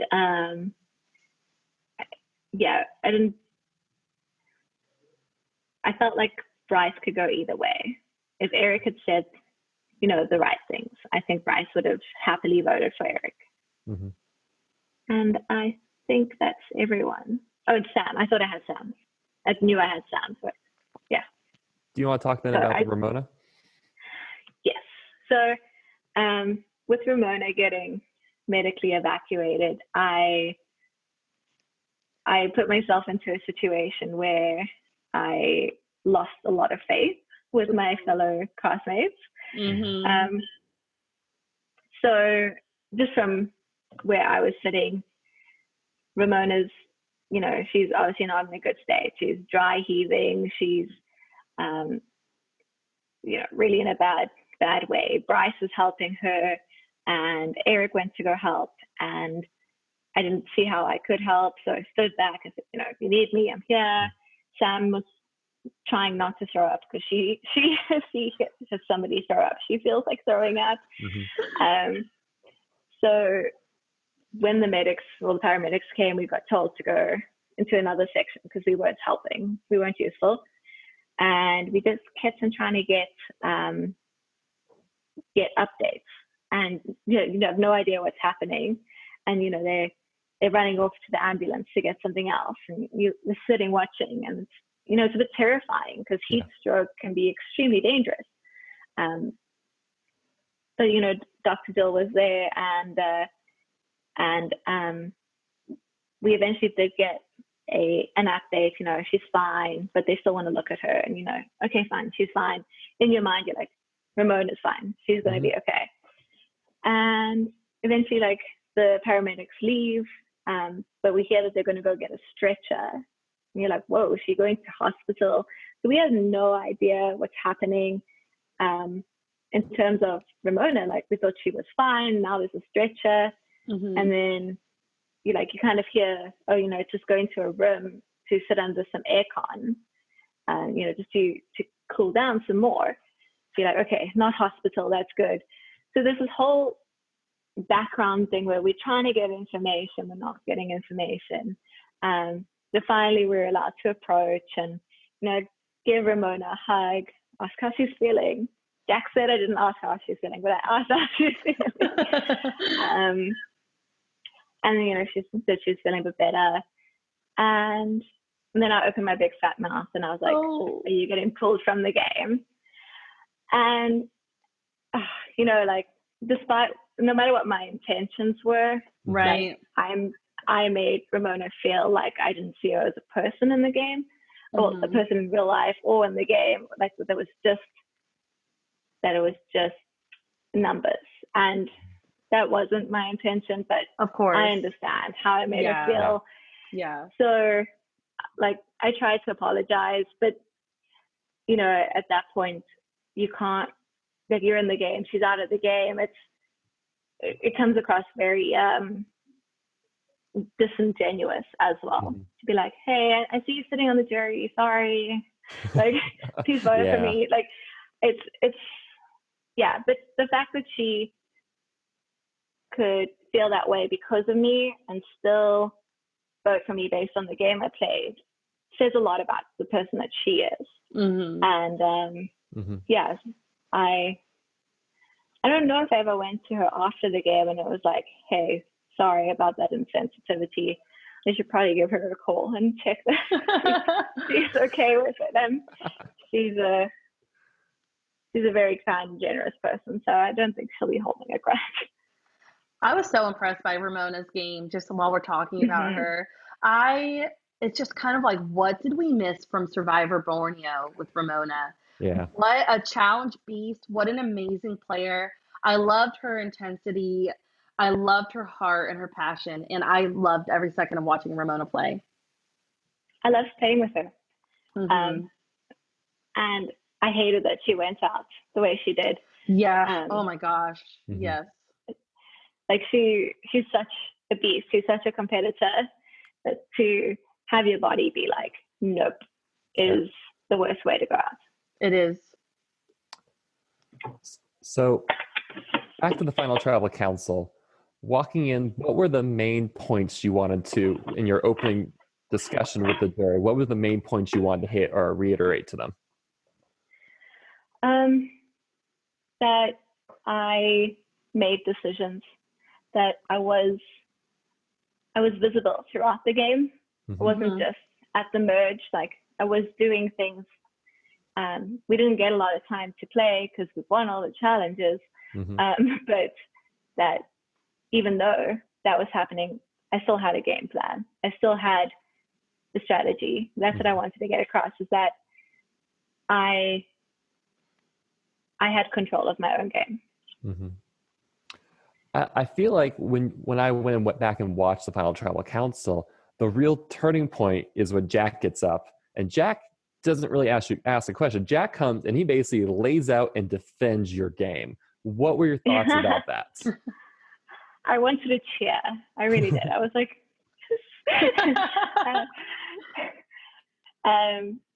but yeah, like it's amazing to hear that someone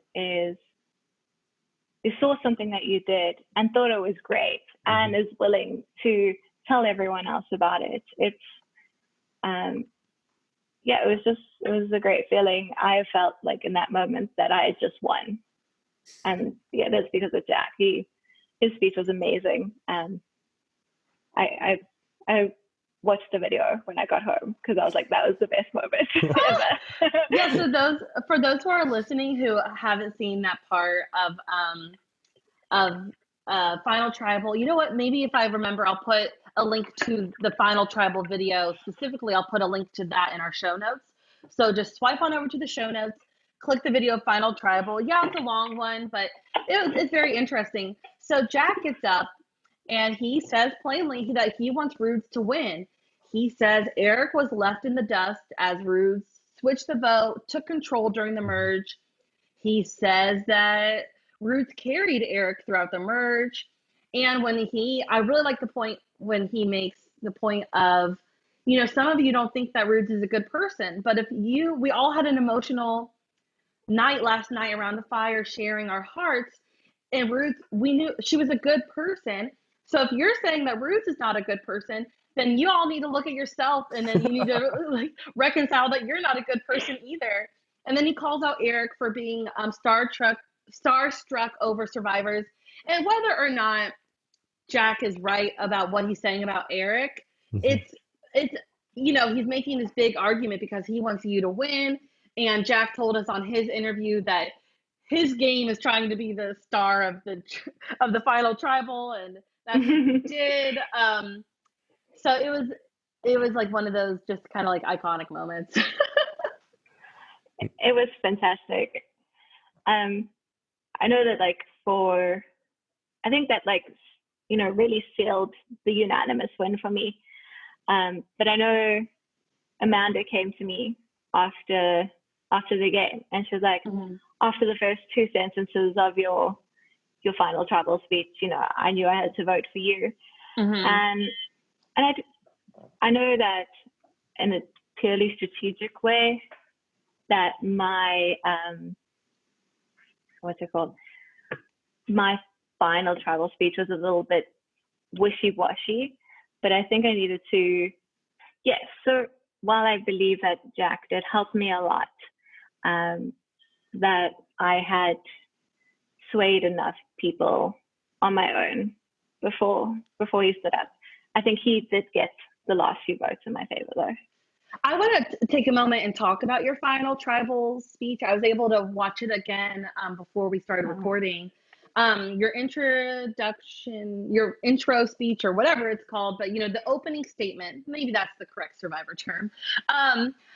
There's a couple moments that I really liked out of your speech. And what's funny is me watching in America, not super able to follow along as it was going down, but I did watch the final tribal, not knowing you or Eric and not really knowing what game you had played, just by like the optics of watching. And I saw Eric's speech first. Eric spoke first, and I thought like he spoke really well. He kind of told the game like a story.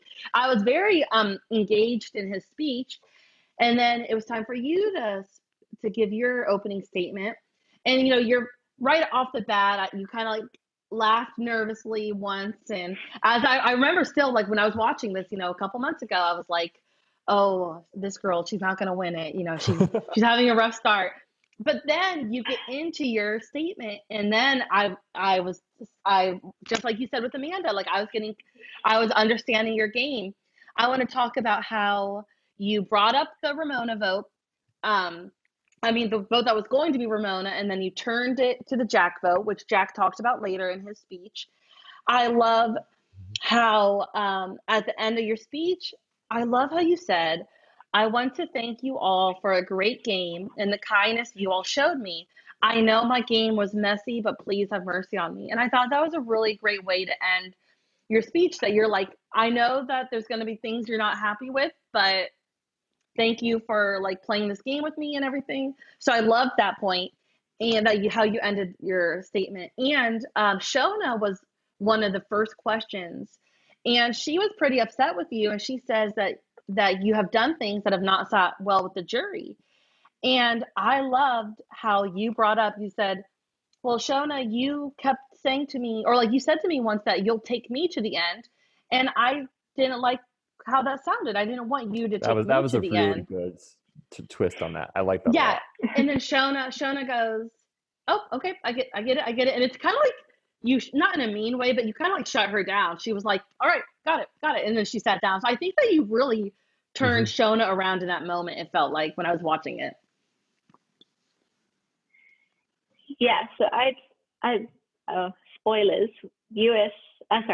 Survivor Australia had just finished, like the day before we left for our event. So Pia's final tribal council speech was very, very raw in my mind. I kept coming back to it. And she did not let anybody tell her how she played the game. She did not let anyone walk all over her or tell her that she didn't do what she did, or she did do this and which she didn't. And from when I saw her do that, I was like, if I ever get to final tribal, I'm just going to be bold. I'm just going to say what I think. And, in that moment, I was just like, the reason why we couldn't work together was because you told me that. And in my mind, that was end of story, like full stop. And it came across that way, and I think it was received really well. And I would definitely follow Pia again if I could. I think Pia is a great role model for any final tribal councils. I'd say go for it. Yes. Did you change tactics or anything as you went through that final tribal council with how you wanted to pitch or have other people perceive yourself? No, I just wanted to talk about my game, and I knew that like how I was perceived bothered me a bit, so I wanted to say something about that. And yeah, that was all that was important to me. Just highlight what I did, and ask for a bit of mercy. Wow. So and then is there anything else you guys want to say about this final travel before we talk about the unanimous vote? It was terrifying, the whole final tribal situation. I cannot imagine. I have been on the jury for Survival Challenge, and I remember sitting in jury. We did it the format where it's like it's open question and answer format, so we didn't have to stand up and ask a question. And I just remember sitting there thinking, I am so glad I'm not sitting up there right now. Like, of course you want to be at Final Tribal and win, but in the moment I was like, I could not handle the questions right now. I am so emotionally and mentally drained. So, so props to you for lasting through it. They go to vote, and the votes are revealed, and you are the winner of Battle the Bush. How are you feeling? What are you thinking? So obviously I was elated. I was super excited. I was a bit worried about Eric not getting any votes, but he's super strong and resilient. So like, you know, he gave me his hug, and then I went and I was like, yeah, why? And everything was so exciting, you know, had my few moments of basking in the glory. And then it was over. And everyone went to go shower and get ready for the after party. And my brain turned off. Yeah. I just turned to Jimmy T and I was like, please tell me where I need to go. I have no idea. and like, I'm just like following him around. And he's like, you're not meant to be here. You're meant to go to where the jury is. And I was like, I don't know where the jury is. Like, can you tell me where the jury is? I don't even have, gosh. I don't have my phone. I just wanted to phone my husband and be like, yeah. And yeah, I was following him around like I don't know, somebody follows things around. And and I think it was him. Yeah, he turned to me and was like, how did you win this thing? My brain was off. And I ended up at the pre-juries where they were sleeping, their rooms, which was at a different venue to the main venue. Because I just wanted to charge my phone, and I knew they would have, you know, plugs. That's all I cared about. So I think I showed up at my villa probably about an hour after everyone else did. And the other girls were like, where were you? And I was like, I don't know. I have no idea. Like, down that way. And that's how the end of the game ended for me. I walked around aimlessly for a long time. I love it. It really shows how you just gave everything and put everything into the game, and how intense and long that last day was. Yeah, I felt sick the entire day. It was hot. And that first immunity challenge where we had to hold the boards, it took all of my actual physical strength out of there, you know, to win that one. So I just shook for most of the day. And yeah, so I think by the time it was the end of it, my body was like, okay, don't have any more worries in the world. I love it. So now, like, it's been over a month. It's been a long time since the game has finished. It's been like what, 2 or 3 months? Yeah, it was end of September. Yeah, wow. 2 months, I think, because it was like later September.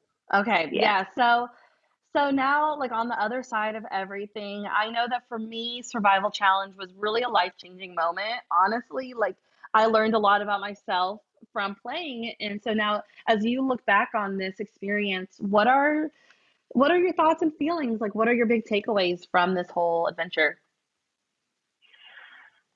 Wow. So obviously, like you said, it is life-changing. You get stripped down to the bare essentials. You're having to be on the whole time. You are sleeping on the ground. You are dealing with strangers. You aren't eating a lot. It makes you just it makes you think. It makes you appreciate things. And it's definitely, you know, one of the best experiences of my life. I would do it again in a heartbeat. yeah, and the fact that we were doing it for a reason, for a charity, made it even better. And the fact that it was for a school made it even better for me, because I've always wanted to start my own school, exactly what Bill and Susan have gone and done. Really? And to walk into that school that they started and Susan runs amazingly, it was just such an inspiration. It made me want to go and, go find my old dreams and, push them up front again, and rearrange my priorities in life. And wow. Yeah, and they gave me so many great ideas of, what's important in a school like that. Those kids learn responsibility, accountability, time management, all things we should be learning, but it doesn't come naturally, and you don't learn it in a lot of schools. So the overall experience of being now a part of that school, part of its legacy, part of its history, that's the biggest thing I'm taking away from it. I love it. That is really cool. I love that unique perspective you have from that. Now that you've won a live Survivor game, what's next? Is it the real show? Oh yeah. Yeah, so I've done all the online games, and those were a really great preparation for a live game, because I did not play the online games the way I played this event, because I have a little bit of a temper problem when things don't go my way. And at one point I was called She-Hulk in one of my games, and those really prepared me about, managing your expectations, managing your emotions, realizing that, there's always going to be another game if this one doesn't go your way. And so I learned a lot from those. And then I learned a lot from the live game, because obviously there's no other way to simulate the live game, the physical game, the actual talking to people, not over a keyboard, of like talking to their faces. And when you lie, you actually have to look at someone in the eye and lie to them. And so I've learned a lot in those terms, that like I'm ready for the real thing. I'm ready to go. I might take a little bit of a break from sleeping on the floor, though. That wasn't my favorite part of the whole event. But I'd love to go on the real thing. The nights are the worst. The nights are truly the worst. Do you think that you'll so next they are planning, as far as I know, they're planning on doing Battle of the Bush again next September at some point. So kind of keep an eye on that. So if you are interested in applying for that or volunteering for that, join the Facebook group Worth Playing For. Bill posts updates in that group about what they're planning. So Rudez, do you think that you'll go volunteer or want to be able to be a part of it again? Unfortunately, next year I'm studying, so the whole being out of the country, the possible thing. Just a little blimp in the problem.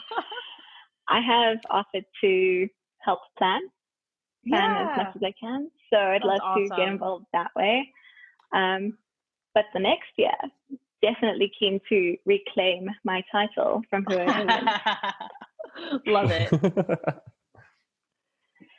And if you're in America or if you're still, out of the country, but you want to come play in America, we have a survival challenge here in Illinois that will take place the week leading up to July 4th, is when the survival challenge in America is. So be on the lookout for that. Just follow the group on Facebook called Survival Challenge. It's a page, and they'll be posting the application for that in January. So stay posted. That is very tempting. I feel like we hit so much stuff. We've been recording for over 2 hours. Wow, we've had many a technical difficulty. We've had headphones running out of battery. We've had laptops running out of battery, but this has been so fun. We are recording from 3 different locations in the world. It was so great. So I want to just say thank you to Rudez and Steven for joining me today. Steven, thank you for co-hosting with me. Rudez, thank you for sharing Thank you, everything. Hannah. This has been so fun. And I hope, and if you are still listening to this right now, whoever's listening, I hope you've enjoyed it. I hope that you have learned a lot and had a good time along the way. Again, Rudez, congratulations on your victory. Yeah, Rudez, it was great. I love seeing, the underdog female win the game. I loved it. I really related with you, and it was great to hear all the things that we weren't able to watch in the video. So thank you. If anybody listening has any questions or need more information on anything, feel free to reach out and we will send you in the right way of like where to watch the videos, what the Facebook groups are. Feel free to reach out. We will fill you in. So I guess this is where we say goodbye. So thanks everyone again, and we will see you next time. Everybody, drop your buffs. Drop your buffs. Everybody, drop your buffs. Drop your buffs. Everybody, drop your buffs.